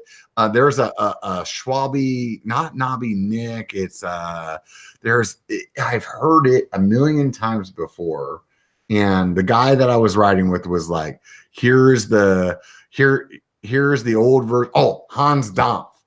Oh yeah, so cool. I think it was like the Hans Dampf, the old one on the front and the new one on the rear. And holy shit, dude, that tire was fucking awesome, man. That's cool. I'm not like, I am one of those guys that like buys a set of tires that he likes and just never fucking strays from it. And because I was trying out a set of wheels, actual wheels that weren't mine, they had those tires on it, and I was like, dude, this is sick. I was really impressed. Nice. I've tried out 3 Schwabe tires. I bought a set of Schwabe tires a few years back, probably 5 or 6 years back. And unfortunately, they just didn't have the sidewall protection that I needed for around here. I got a lot of rocky stuff with this real kind of like these real square edged kind of razor blade-ish kind of rocks.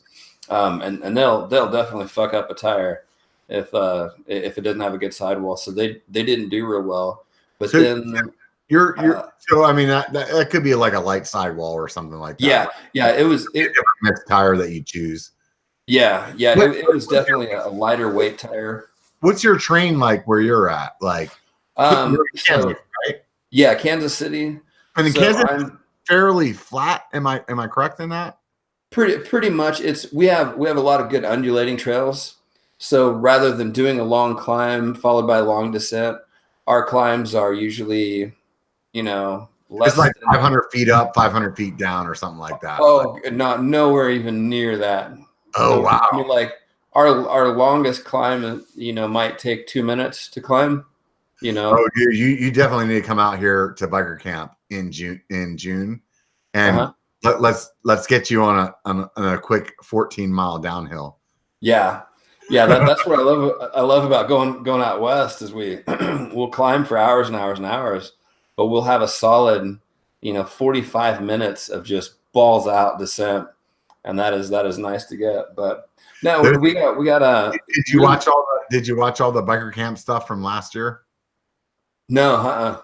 So There's some good stuff. I saw some of it. I do this event every year in Downeyville, and Downeyville they have a big downhill race that's pretty popular. But this place is like 14 miles of downhill. You're losing like 5,000 or 6,000 feet of elevation loss.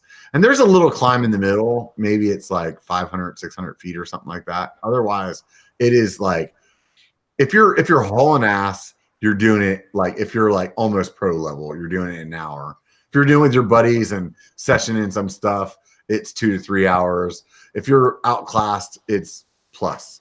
Nice, man. Yeah, because didn't Downeyville have, wasn't that where the Super D thing kind of started out? Didn't it originate from that area? I would be wrong if I said anything right at this point. I don't know. Okay. I know it's definitely it's definitely a race that's been around, and the downhill race that they did there is what put Downeyville on the map. So nice. Yeah, I know they've got a killer scene out there. So the next thing that's on my list, because you're doing a really shitty job of coming up with things on your list. Right. No, I'm sorry. I drew such a blank when we got started. And unfortunately, all my bike stuff is behind me, and I can't be like, well, let me see here. Go ahead and turn around, dude. You turn around while I talk. So all right, I'm going to find something, and it'll give me an idea. All right. Keep talking. The thing that I have next on my list, it goes along with what I was talking about earlier.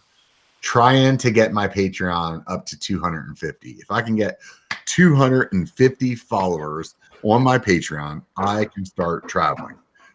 I really want to do this because there's so many people around the US that are like, come on, dude, I wish you could come ride here. Or why can't you come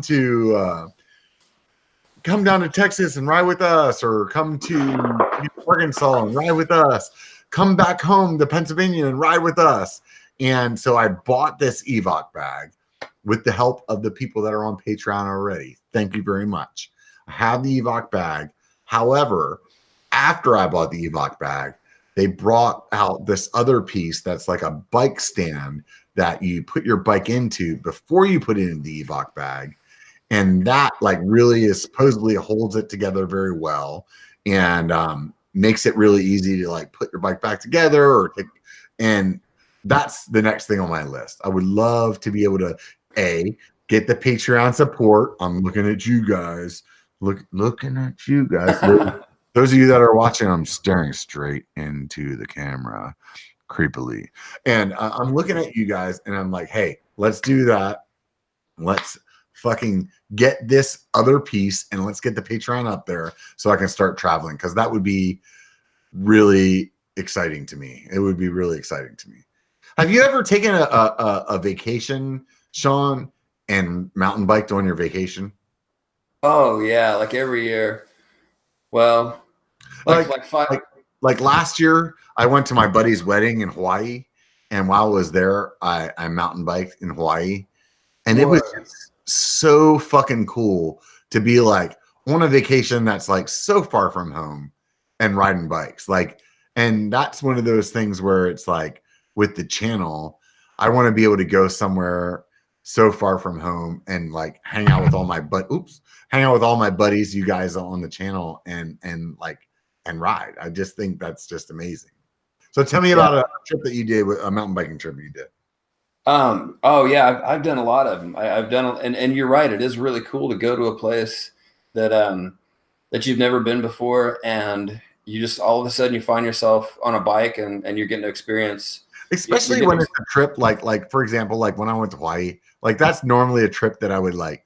You'd go to, you're gonna be fucking like drinking beers at 10 a.m. You're gonna sit on the beach all day long. Maybe it's Mai Tais, maybe it's pina coladas, maybe it's whatever the fuck it is that you're like, I'm gonna drink the fruity drink with the goddamn umbrella, you know. But like instead of doing that, you went and rode bikes, and you're like, oh, this is fucking there. This is what vacation's about. Yeah. You know? Yeah. I love incorporating that into any kind of vacation situation because it gives you something to do that you're very familiar with doing, but you're able to do it in a place that you've never done it before. And you can experience their style of trail building and their scenery and their terrain and their topography. I think it's super, super cool. I love it. So I'm gonna do a thing here. I'm probably gonna step out of camera range for just a second. While we're talking, I've made it as far as my Patreon or the Patreon page. I'm gonna walk through. I'm gonna sign up to your Patreon account. Okay. I'm gonna do this live on here. I may need to go get my debit card because I don't think it has it saved on just here. Read the number out loud, especially I'll hold my camera up to, or I'll hold my card up to the camera, and then that way you guys can make sure I enter the number right. Right. We'll read it to you. Don't worry about it. There you go. That'd be great. But back to your Evoc thing too. Definitely that thing that insert that you put in there. My buddies Greg and Steve have the Evoc bags, and they do a lot of flying around with their bikes, and they said that not only does it hold the bike in there better, but it also it's more stable when you're going through the airport and you've got your bike and all that gear and all that crap in there. So a bunch of people that follow the channel, I have a hashtag called Yaman, YAMON. One of my favorite places that I've ever traveled in my life is Jamaica. I fucking love Jamaica. Right. And it's not because I'm a pothead, because honestly, like that was me in high school. I smoked a lot of pot in high school. And hopefully I never run for president because that might haunt me. But but I just love the people there. It's just fucking like everybody there is so chill. Like that like stereotype of everything gonna be all right is like dead on. And when you go there and everybody has that personality, you're like, dude, I wish that I could just call home right now. Hey, sell my house, sell the truck, sell everything I fucking have, put it in my account. I'm staying here. And so I love that place. And every time I've been there, I've always just looked at the mountains and the hills and stuff and thought to myself, I want to go to Jamaica. So I started this hashtag, Yaman. So if you guys do a super chat and you do a hashtag Yaman, that super chat goes into my Yaman fund. And the Yaman fund is getting me to Jamaica to actually ride bikes there for the first time. They have an annual mountain biking festival there called the Fat Tire Festival. Apparently they don't like roadies in Jamaica, and they do this ride there. So I am just like trying to crowdsource my way to Jamaica.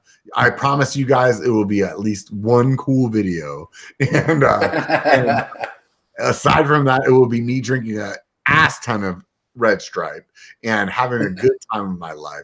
Right on, Brian T. Thank you for the Yaman. It's Yaman, M-O-N. though. We'll let Brian's Yaman get into there. I have a spreadsheet keeping track of that shit, so I know all of you guys that help support me to get there. And that to me is like one of those things where like I just can't wait to like do that, and I'm super excited about like building the excitement about it. And it's all right, Brian. I'll let you slide on the typo. So what in telling that story, Sean, if there was one place that you could go to ride mountain bikes, where would it be? 2 words: New Zealand. No doubt about it. New Zealand. Man, have you seen some of the videos coming out of that place? That place is just gorgeous right out the gate, dude. Yeah. There's no doubt about it. Yeah, the scenery and the level of trails and the just the absolute remoteness of like, being someone here in the States and thinking, oh, I'm going to go on the other side of the planet and ride in this place that, that does the same thing that I do, but they do it their own way, The thing about New seems Zealand it'd is be like awesome. New Zealand is like an outdoorsman's country. Yeah. Like people that rock climb, people that skydive, people that like bungee jump, people that like, it doesn't matter what you're like. If you're outdoorsy, you have to go to New Zealand. Right. How cool would it be to do the wingsuit thing? They do that down there, the base jumping with those wingsuits. Dude, I'm afraid of heights, man. I'm telling you what, I would have jumped out of an airplane without even fucking thinking about it when I was 20. But at 41, I'm not sure I could do that anymore. Right. I don't know. Because I've done a lot of I was big into skydiving for a while. But yeah, it was a while. It was also a while ago. So I don't know what I would do these days if once you're in a plane and then when the door goes up, that's always when things get real, and they get real all of a sudden, like because you're in the plane to the point where you were jumping by yourself. Yeah. Oh, that's sick. But I didn't have. I think you have to have something like 500 jumps before you can even start getting into wingsuit territory. Oh, really? And so when I think about how much 500 jumps would cost and how many killer bikes I could buy for that, I'm like, so yeah, I have not explored that, but. So out in New Zealand, where would be the other place? Hey, all you guys that are listening right now, I think there's 49 of you right now. Where would you guys travel if you could go anywhere in the world and ride? Where would you go? I'm telling you, dude, recently I've seen some sick ass rides out of Colorado from fucking Alex Single Track Sampler. That is just amazing. Like to me, like the stuff that just like makes me excited. I've seen some really, really fucking cool stuff out of Colorado. Yeah. He's been riding a couple of trails, and I can't remember the name of one of them. It was the episode where he spilled his. He actually got back from his ride and realized that he had somehow it's like his water jug had leaked, and it had leaked like 5 gallons of water all over the floor of his van. I felt bad for him because he'd come back from a ride that was kind of struggling on the ride. He'd had some setbacks on it, but wherever it was that he rode was just phenomenal. Somewhere out near Moab, I think. So actually, now that we're talking, that was a really good way of explaining nothing in like 60 seconds. I did that. I know how you did that, dude. You're like, there's this really cool place that I saw in a video that I can't remember. It was really awesome. But let me tell you about how cool it was that I don't know where it was. Right. It was cool. It's in this one time in band camp. Right. So we got up on the list here. I got a Nepal, which that is actually really interesting to me, or Nepal, or however you want to say it. Utah, BC, and Colorado. BC would be cool. I've never been up there. I definitely want to. I think Colorado is in the making for me next summer. I really do. There's a bunch of YouTubers over there in the Denver area. JF Rides, Crashing Dad, Trail Features, RC from Outdoor Gold. All those guys, dude. I would love to go ride with them. And apparently, some dude I'm talking to right now is thinking about moving to Colorado too, huh? What? Yeah. Yeah. Wait, yeah. That's me. Yeah. Moving out on the West Slope with Crashing Dad, RC Gold, and Unpro Kyle, and all Can those you guys explain that slope thing to me? So, like, basically, like, I guess the Rockies just kind of go through the middle of Colorado. So there's the West Slope, and is it the East Slope, or like what do they call the other side? Pooh, that's a good one. I know that the West Slope calls themselves the best slope. And I know that there's a little bit of rivalry there between the two different sides, but I don't know what they call I think they call the other side Front Range. Oh yeah, Front Range. At least that's how we've usually referred to it. But yeah. No, I definitely like to get out there. They have a interesting mix of terrain there. Oh, I saw Arkansas come up. Where did it go? Where did no, I didn't see Arkansas. Asheville. Isn't that Asheville? That's where Seth and Bobo are, right? I think so, yeah. That place looks sick too, man. Oh yeah. Dude, that one of my buddies is from there, and good grief, man, the kind of riding that they have out there. I wish I had hit North Carolina a little bit on my road trips and stuff. It just seems like my road trips always led me out west of the desert. But man, I've heard so many cool things about that Asheville area and North Carolina. Such good riding, big riding out there, big hills. So let's just talk about back to the wish list, right? Mm-hmm. So I'm obviously gonna have to ask you questions to get the fucking wish list out of your ass. You're holding your fucking poker cards tight. Sorry. Check this out, dude. If there was a bike that you had to go buy tomorrow, what bike would you give your money to? That's a hard one. Because there's actually a few bikes. Well, let's hear them, because obviously we're trying to make some conversation here. Right. I'm sorry, I'm dropping the ball. If you got three, let's hear all three of them bitches. I would definitely say I just heard about the Noli Fugitive, which is kind of a short travel 29er. That would be super high on my list. Wait a minute. So you're a 27.5 guy right now, right? Yeah. Well, so I have what has your interest on the 29er? I'm interested in that. I'm thinking / hoping that they have the geometries dialed in where they're a little bit more playful and they're not quite as gangly. But I have a process. Huh? I'm gonna cut you off because I'm good at doing that. I haven't ridden a 29er that I really enjoyed riding until I rode this Chameleon, and I think that some of these bike companies today have the 29er dialed. Yeah. So, yeah, they're getting. I was definitely. I definitely kind of saw the 29-inch wheel as a cross country guy's bike, and I saw the 27.5 wheel as a guy that's kind of jumping stuff and wanting to throw the bike around a little bit. But I have a Kona Process 111, and I've actually found that bike to be as playful as my Bronson, or even more playful, because it has way better standover clearance than my Bronson does. So I can get the bike and lay it out and kind of play around with it and enjoy what that geometry and those fast wheels can do. But yeah, I think the 29er thing that door is gonna open back up for a lot of us 27.5 guys, and they're gonna be able to figure out how to make bikes that keep the geometry in there. But I would also throw out there, so as a wild card, a California brand, Foes. They've been around forever and ever and ever.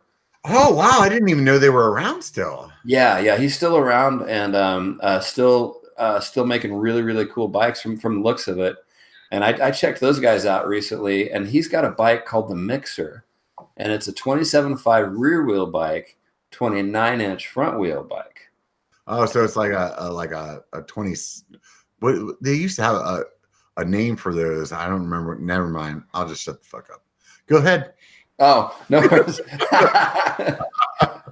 But that bike had potential to me. That one caught my eye. I was thinking of a 69er, but that doesn't make sense. Yeah. It's like a 79er. Yeah, right. I remember didn't Specialized come out with something that was like that? Like it was a 26-inch rear wheel bike and a 29. I think some bike companies have played around with that. For me, if I had to say a bike that really had my eye, and I haven't ridden this, one of the Pivot bikes. Mm-hmm.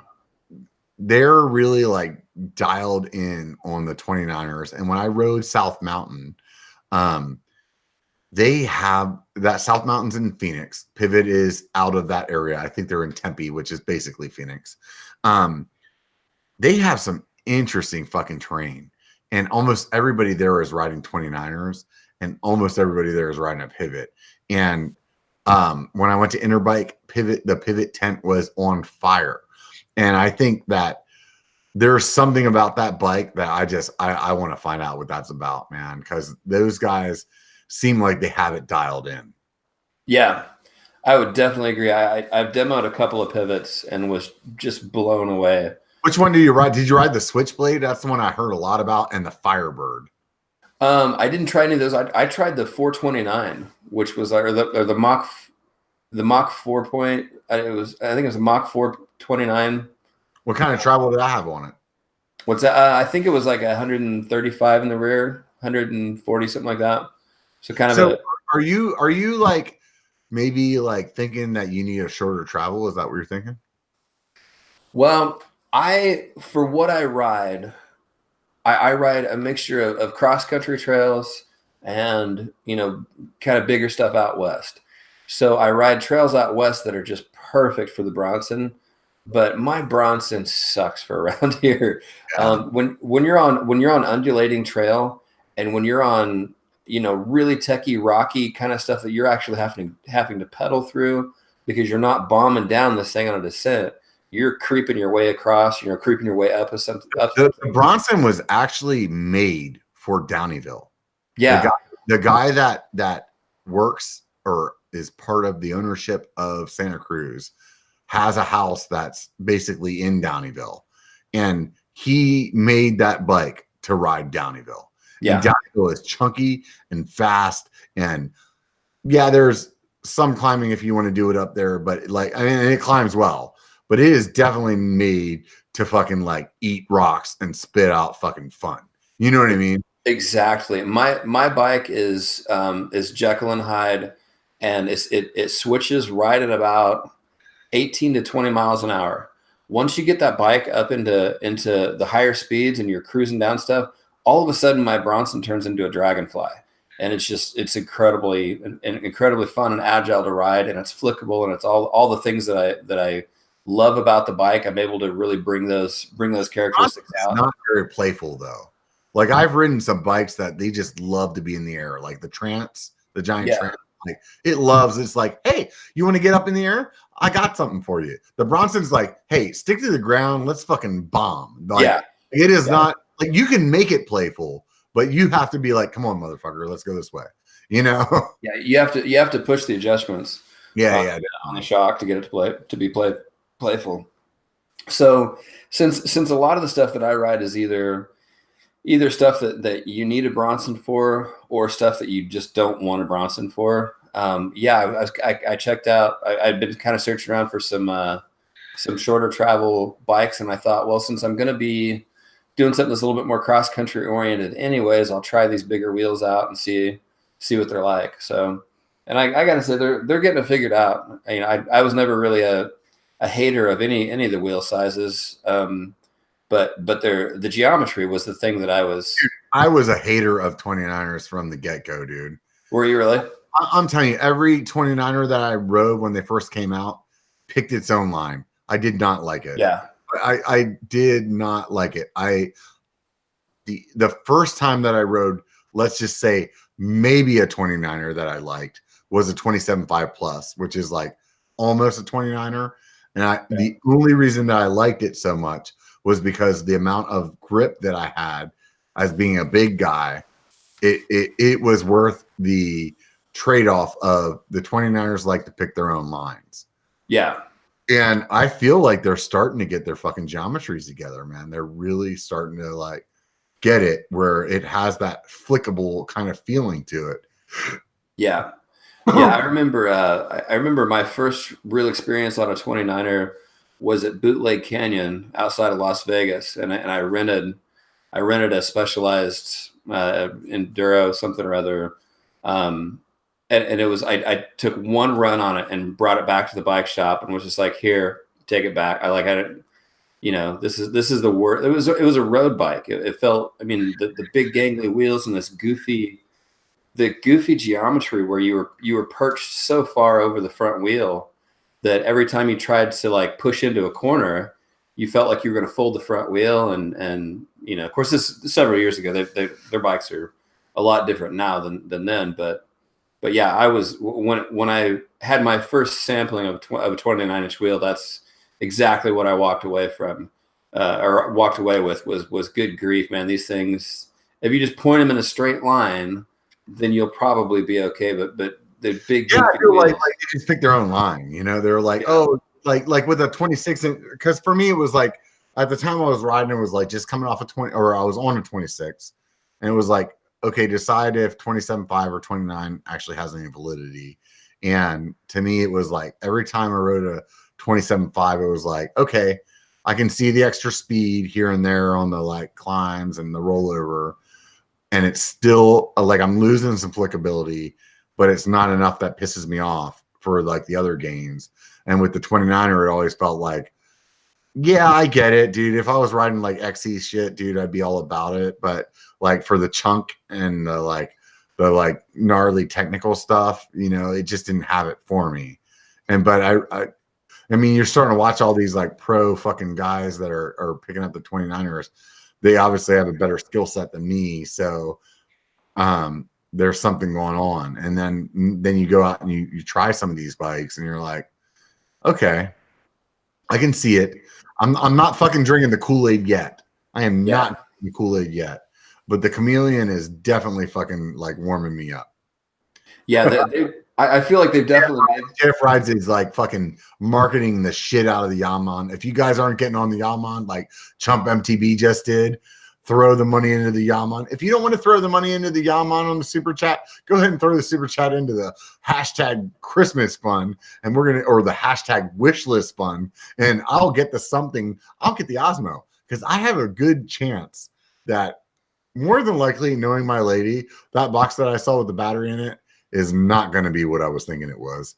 I'm going to end up with some like heated socks or something. I'm going to be like, dude, is there nothing worse than getting like a gift that you think is something that you really want? Like you shake the box, you're like, oh, this is the one. That's the exact same size as the Hero 7. I know it's it. And then you open it up and it's like some bullshit that you're like, oh, because chicks always buy you something that you didn't really want. Like they're like, oh, I got you a robe. And you're like, I never have worn a bathrobe in my entire life. Thanks for buying that for me, babe. Let me show you how happy I am, because I thought that was a Hero 7. You guys know what I'm saying. All you guys out know exactly what I'm saying. Hashtag the wish list on that bitch. You know what I'm saying, man. You tell me you haven't had that happen, Sean.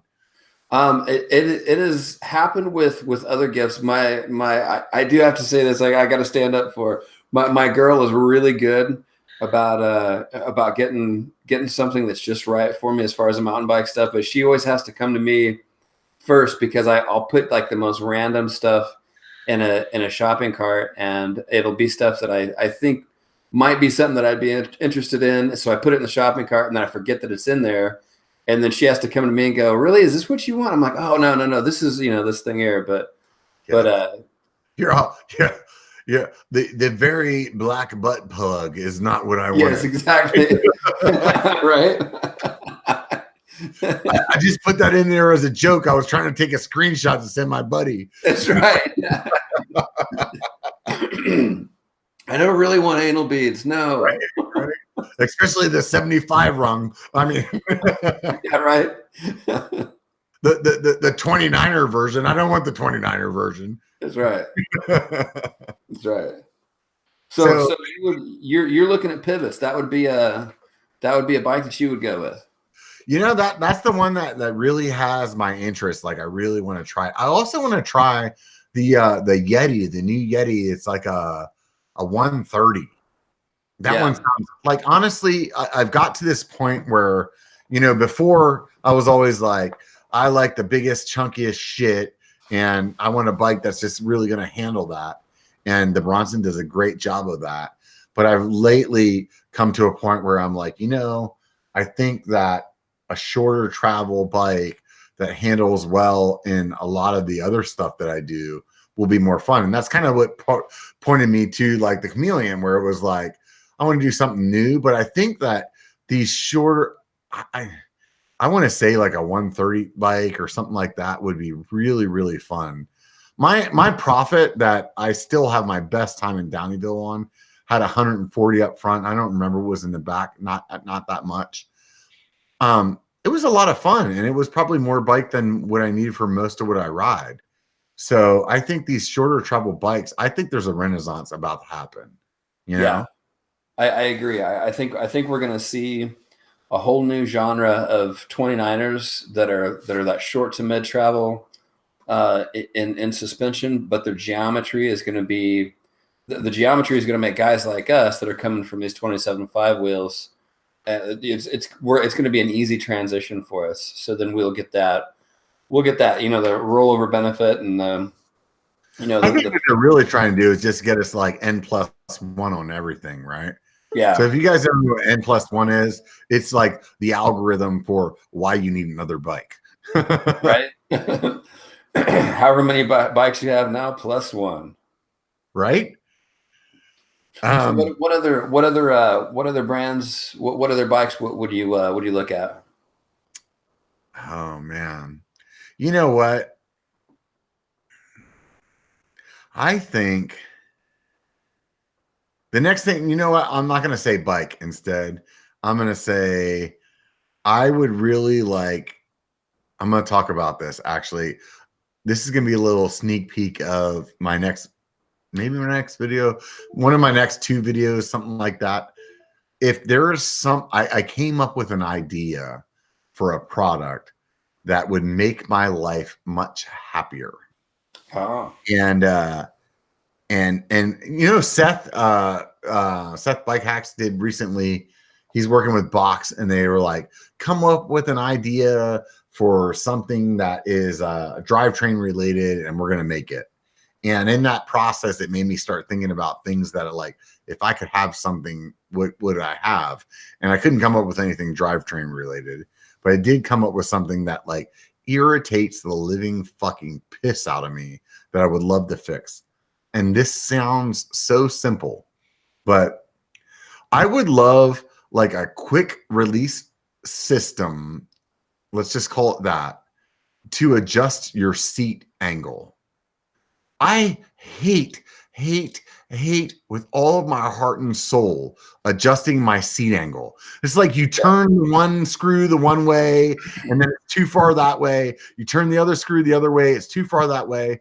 If you switch your seat post, it's like, oh, fuck me, I need another 3 hours. Like, why can they not just have like a quick like you put it on there, you slide the thing down, you tilt it a little bit, and then push it up, just like you're like you were doing your seat, like your seat post, like push that thing up, and then it's there, and you're like, oh, that's not right. Let me move it a little bit, and then push it. Like, why do you have to have this screw system to adjust your seat?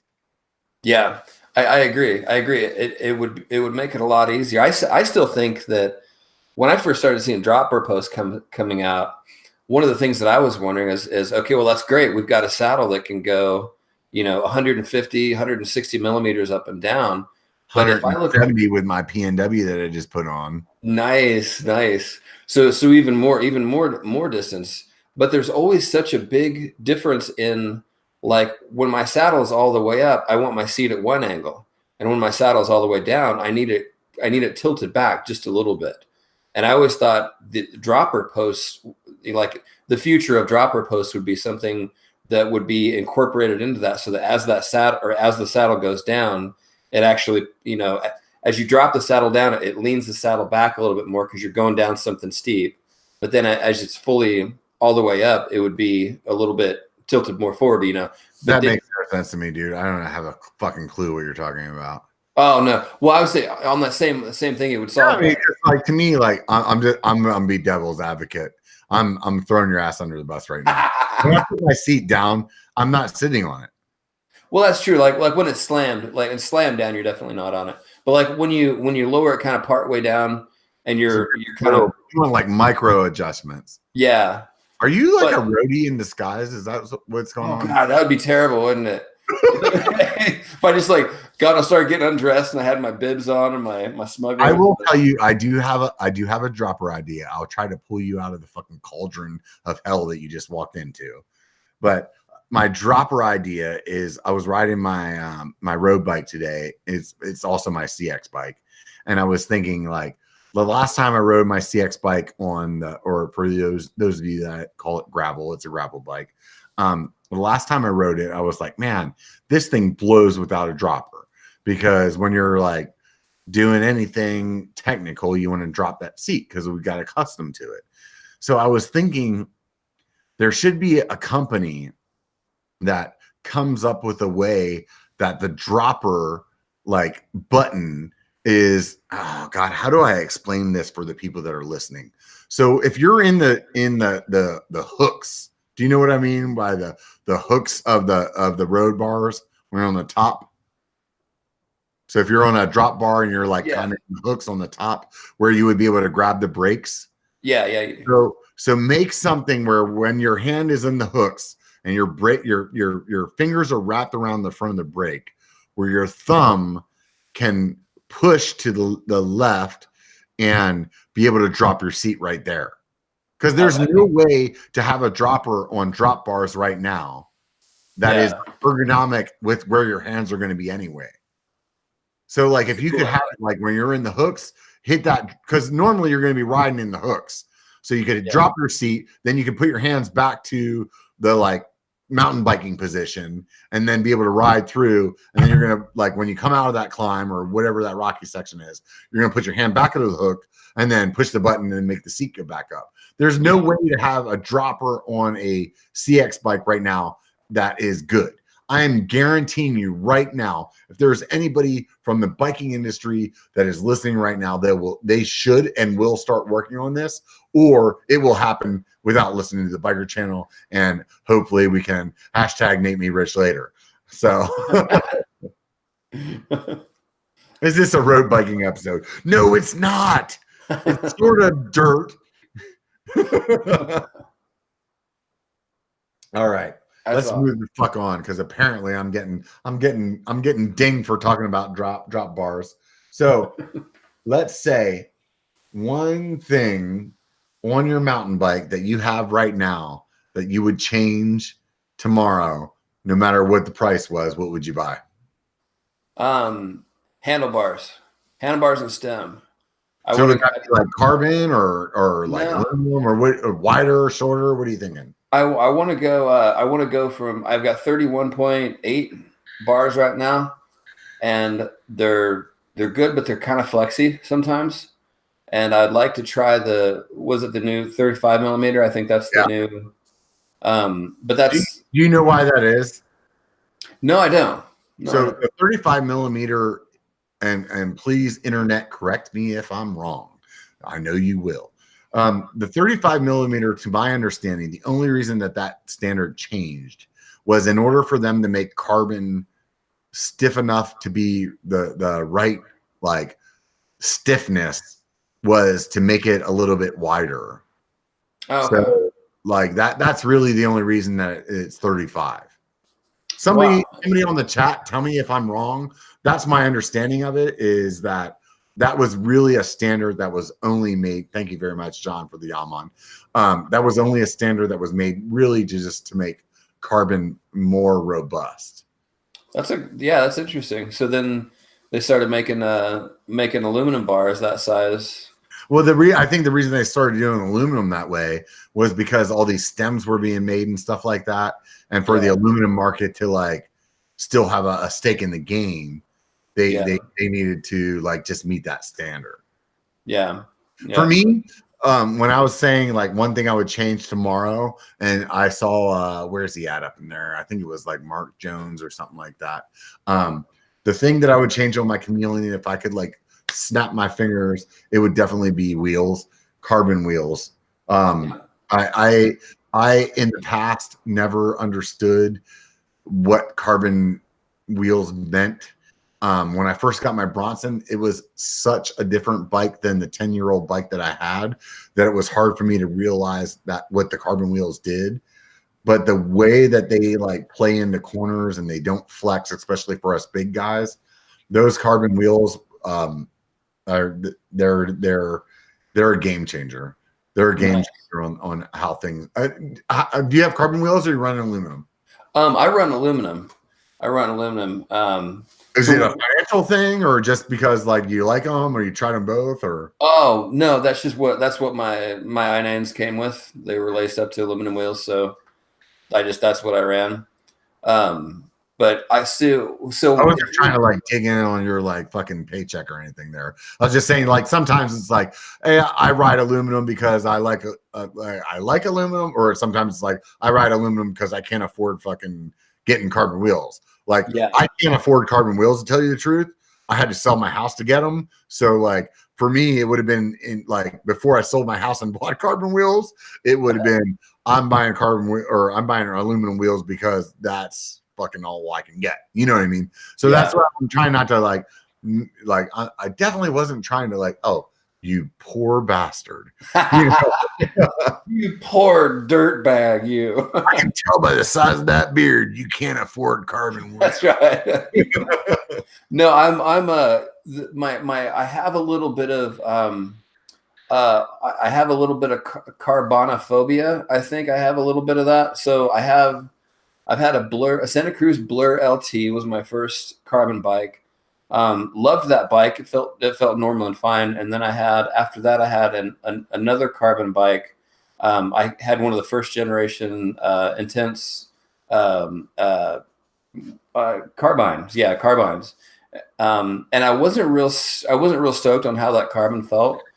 But as far as hoops go, the carbon hoops, I would get those. I would probably get Santa Cruz's carbon hoops. I don't know about wide are your rims, though. Let's talk about that, because that's probably a big play into what I'm talking about. Because it doesn't seem like the aluminum ones are quite as wide as the carbon ones are. Yeah. Are you asking what now? Are you asking width on the rims or the handlebars? The width on the rims. I'm sorry. I actually stopped listening to you. Yeah. So I know, like for me, that diameter, at least when I got the Bronson, it had the carbon wheels on it, and the width of the internal width of the rim was a lot wider, so it really changed my wheel profile. And I think for me, being a bigger guy, that wider rim really opens up your wheel to have a lot better traction. Yeah. Yeah, I would totally go for that. I would like to go for a wider rim than what I have currently, just for that contact patch and better cornering. But yeah, I was always just figured I was too big of a guy to run carbon. I always figured they would shatter. And well, let me tell you, dude, I got a few LBs on you, brother. You're gonna be fine, dude. Right on, right? Yeah, because I've heard that they're like would you get the Santa Cruz? What's their house brand carbon? Santa Cruz Reserve, I think. Reserve, yeah. So would you run what carbon hoops do you have on your Bronson? Right now, I have these on the Bronson. I'm hoping, and you guys will see. This is a spoiler. I'm gonna get some night ones on the Chameleon, and they're a little wider than my Envies are, and I'm stoked about that. If I was buying on my own, I would probably be looking at some, like Derby has some really wide ones as well, and I've heard a lot about them. Yeah. Just that wider rim really changes the profile of the wheel. If you're a really skinny guy, this doesn't mean as much to you probably, but for me, like being a big dude, even at the end of my diet, which I'm not going to tell you guys how I'm doing on, at the end of my diet, when I get back down to the number that I want to be at, I'm still going to be 220 pounds. Like that's big dude. That's not the size that they engineer shit for. They engineer shit for like 170 and below. So like having that wider rim and the way that changes my contact point, it makes a huge fucking difference. But the thing with the carbon that I noticed the most, and I didn't notice it until I rode carbon for a long time and then rode a set of and there are some good aluminum wheels. Let me say this before I go any further. There are some good aluminum wheels that won't do this, but I did notice once I went to riding like some demo bikes that had aluminum wheels, I could feel them flex in the corners. And I never felt that before I rode carbon for a long time. Yeah. Yeah. Sometimes it takes that coming back to something that you had before to realize what you have, you know. Yeah, for me, dude, I'm a fucking monkey, dude. You know what I mean? I don't notice shit until it punches me in the face. And Yeah. I definitely have to like have the experience before I catch it. And I will say without a doubt, like when I've gotten back on like aluminum wheels, the guy my size, dude, like pre-diet, I was at 290, put a fucking Camelback on me with my whole fucking entourage of parts and extra pieces that I have in that bag. You know, another 20 pounds of Camelback and water, you know, like that's a big fucking boy, dude. Yeah. You know, and you throw that same dude on some aluminum wheels and it's not the same. It's definitely not the same.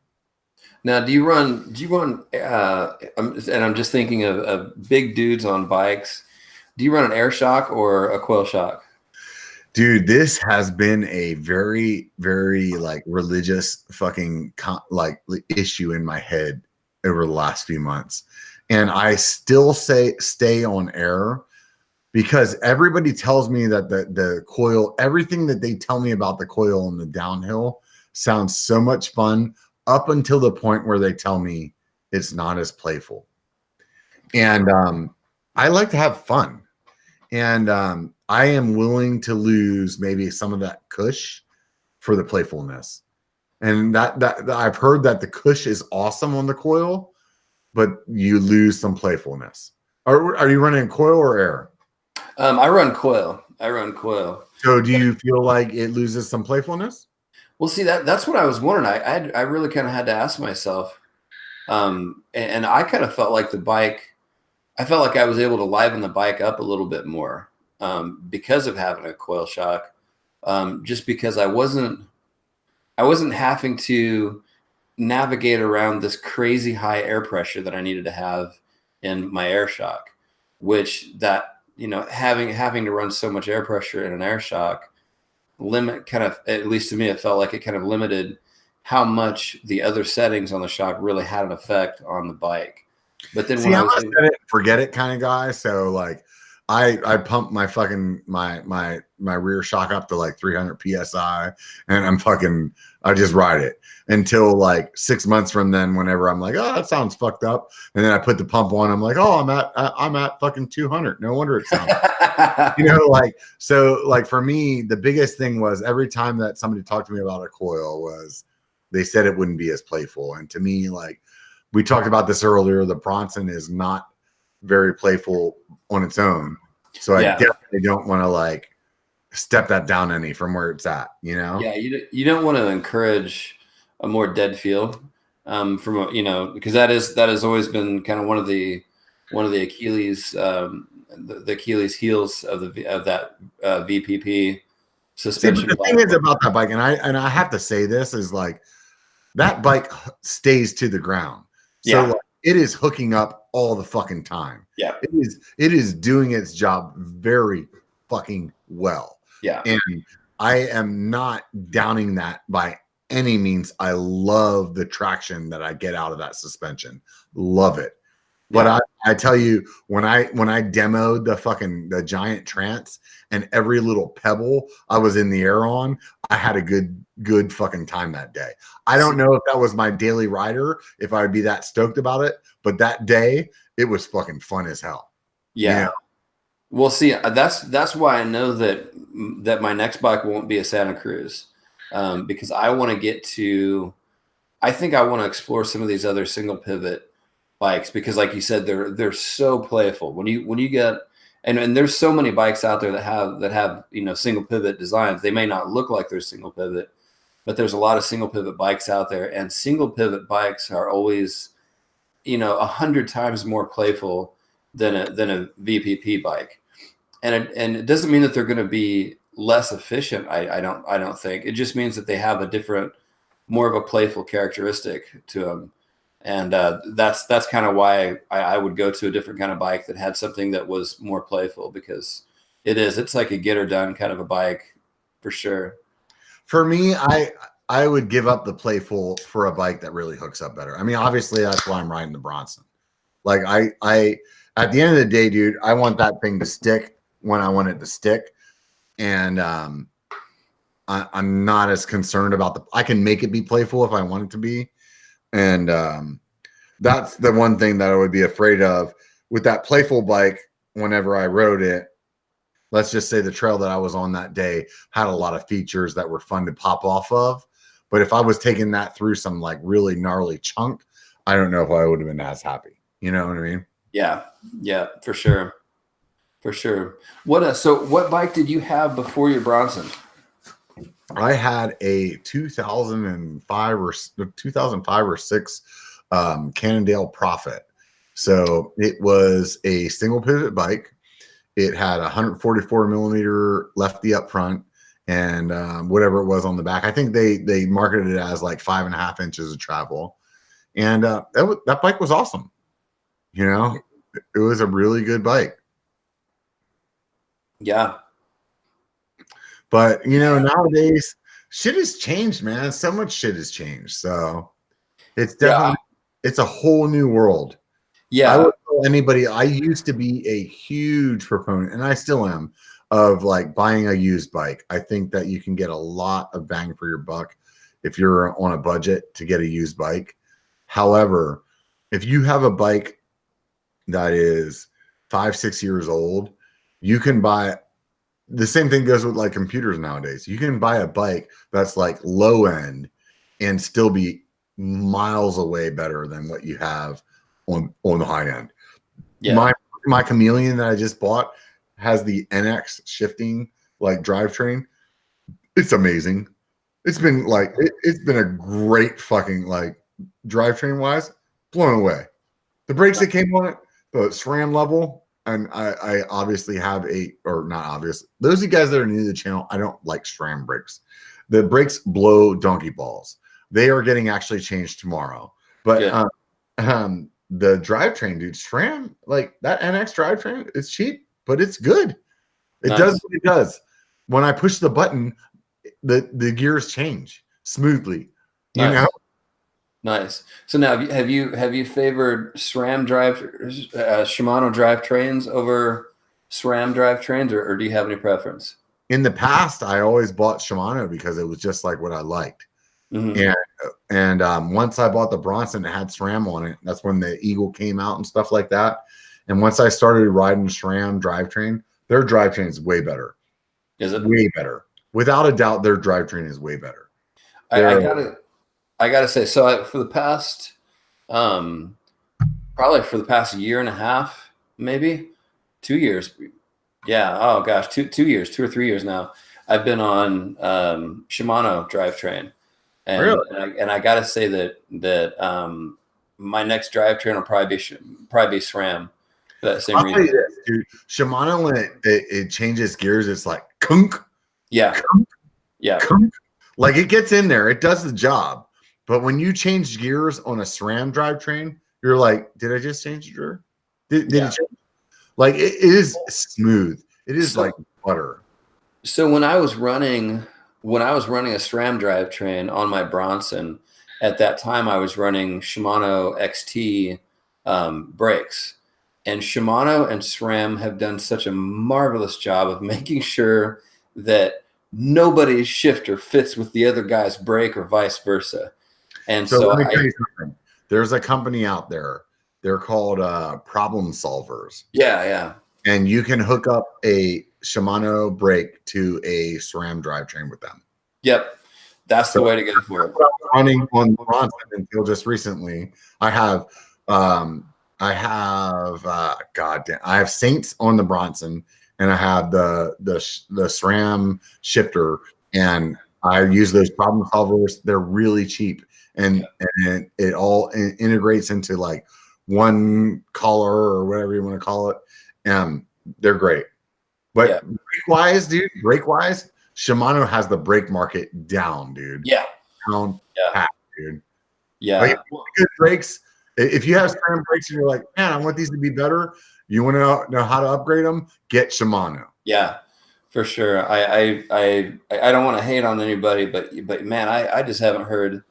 I just literally have not heard a single person say that they've enjoyed the SRAM brakes, which sucks because usually when people talk about SRAM brakes and like them, they say that they like the modulation. Yeah. And me and Alex Chamberlain, you guys, I don't know if you guys follow him on YouTube. Oh yeah, he's a pro rider as well.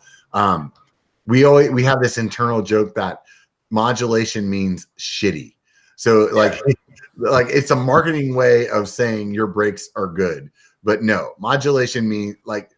And some people don't like Shimano because like Shimano is off or on. And to me, though, I'm a big fucking dude. I want to pull the brakes. I want those fuckers to work quick. Yeah.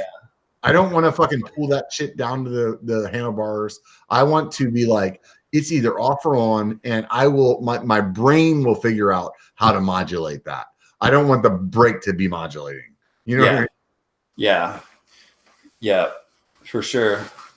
So I'm gonna wrap this up, dude. We're like over 2 hours right now. I'm gonna wrap this up with one question. Okay. Tomorrow, is it tomorrow? It's not tomorrow. 2 days from now, when it's Christmas morning, and you wake up and there's one box under the tree that makes you happy, what would be in it? Oh my God, Rob, you keep throwing these on me. This is something that I should be able to answer, and now I'm having to think on it. I'm gonna let you stress. I'm not gonna bail you out this time. I know, right? No, I'm gonna sit out here. I'm gonna figure this thing out. I'm tired. If we're dealing with any possible scenario, the box would be huge. Whether it's a bike, whether it's a fucking part, whether it's a stripper, whatever. Yeah. What's in that box? I'm thinking it's a big box, and when I open this box, it is new bike. It might be one of another bike I forgot to talk about. If we're just dude, don't be might be in me. Don't be giving me different options. It would be that box. What is in that box? In that box would be that new long travel bike from Pole. Those guys that make those crazy looking aluminum bikes. It'd be that bike, and then taped to the handlebars would be like round trip tickets to New Zealand for like me and all my buddies. I think that's what it would be. Beautiful. What about you, man? For me, under the tree tomorrow, honestly, if that box that had the battery sticker on it was the Osmo from DJI, honestly, that would make my fucking day, dude. Nice, man. I would be giddy as fuck. You would be seeing some shit about it tomorrow. Or whatever day that is, 2 days from now. See, I'm fucked up because I got a little split family going on. I had a divorce, so I'm doing Christmas on Christmas Eve. So for me, tomorrow is Christmas. I'm familiar with that. The 3 Thanksgivings, right? The 4.5 Christmases, and then there's a birthday in there. The thing that sucks is whenever I do Christmas Eve at my house, that means Christmas Day I get up and I'm like, oh, all right, let's do something. And now everything's fucking closed. Thanks a lot, guys. Yeah. For all you guys with your happy families, fuck you. Yeah, right. I'm looking for something to do on Christmas Day, and I'm like, oh, son of a bitch. No, so anyway, dude. So that DJI, dude, the number one that I started out with, the Osmo, would be the one that really like made me excited. Hopefully the lady didn't hear me talking about the Hero 7 earlier this year and bought that, because I will honestly be like depressed if she bought me the Hero 7 instead. I don't know if I have a beard connection with Santa, but I'm gonna send vibes your way that you have the Osmo on Tuesday.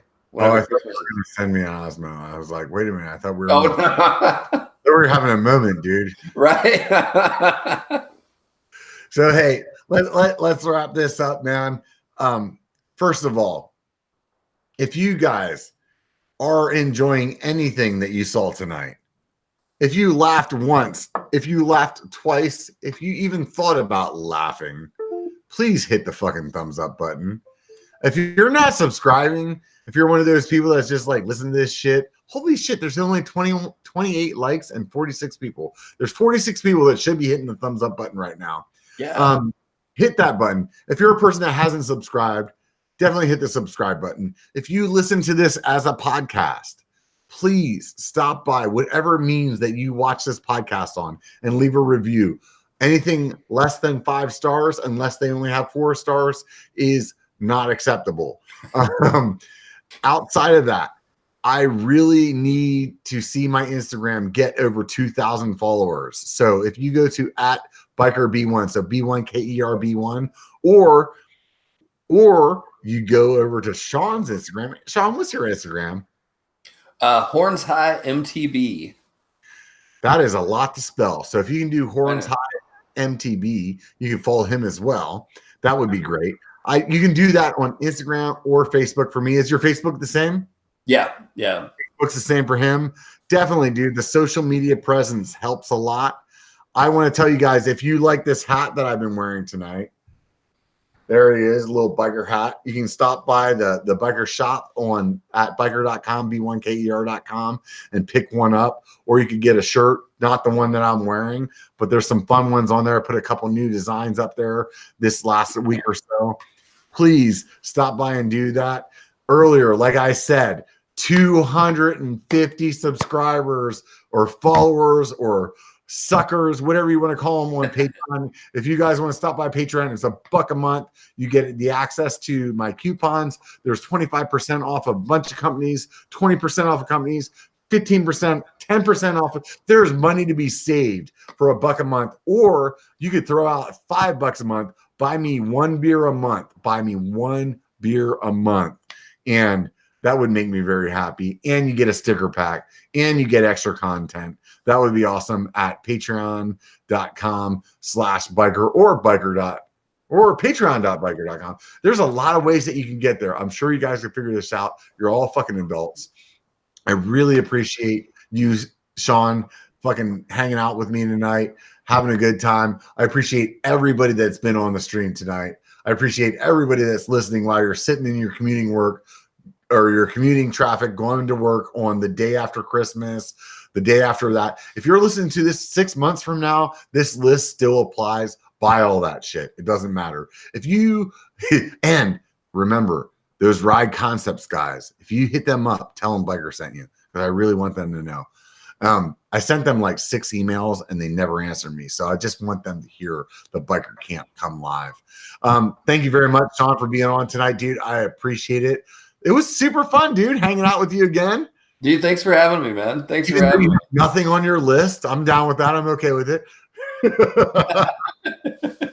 Everybody, hey, do you have a sign off that you do on your channel? I do have. I have a sign off that they're just kind of words that I live by, and that's keep your horns high and your worries low. Oh, that's nice. Just live life. And for us bikers, us bitches, us chipmunks, whatever you want to call yourselves, remember one thing: it only takes a bike to be a biker. Get out and be one.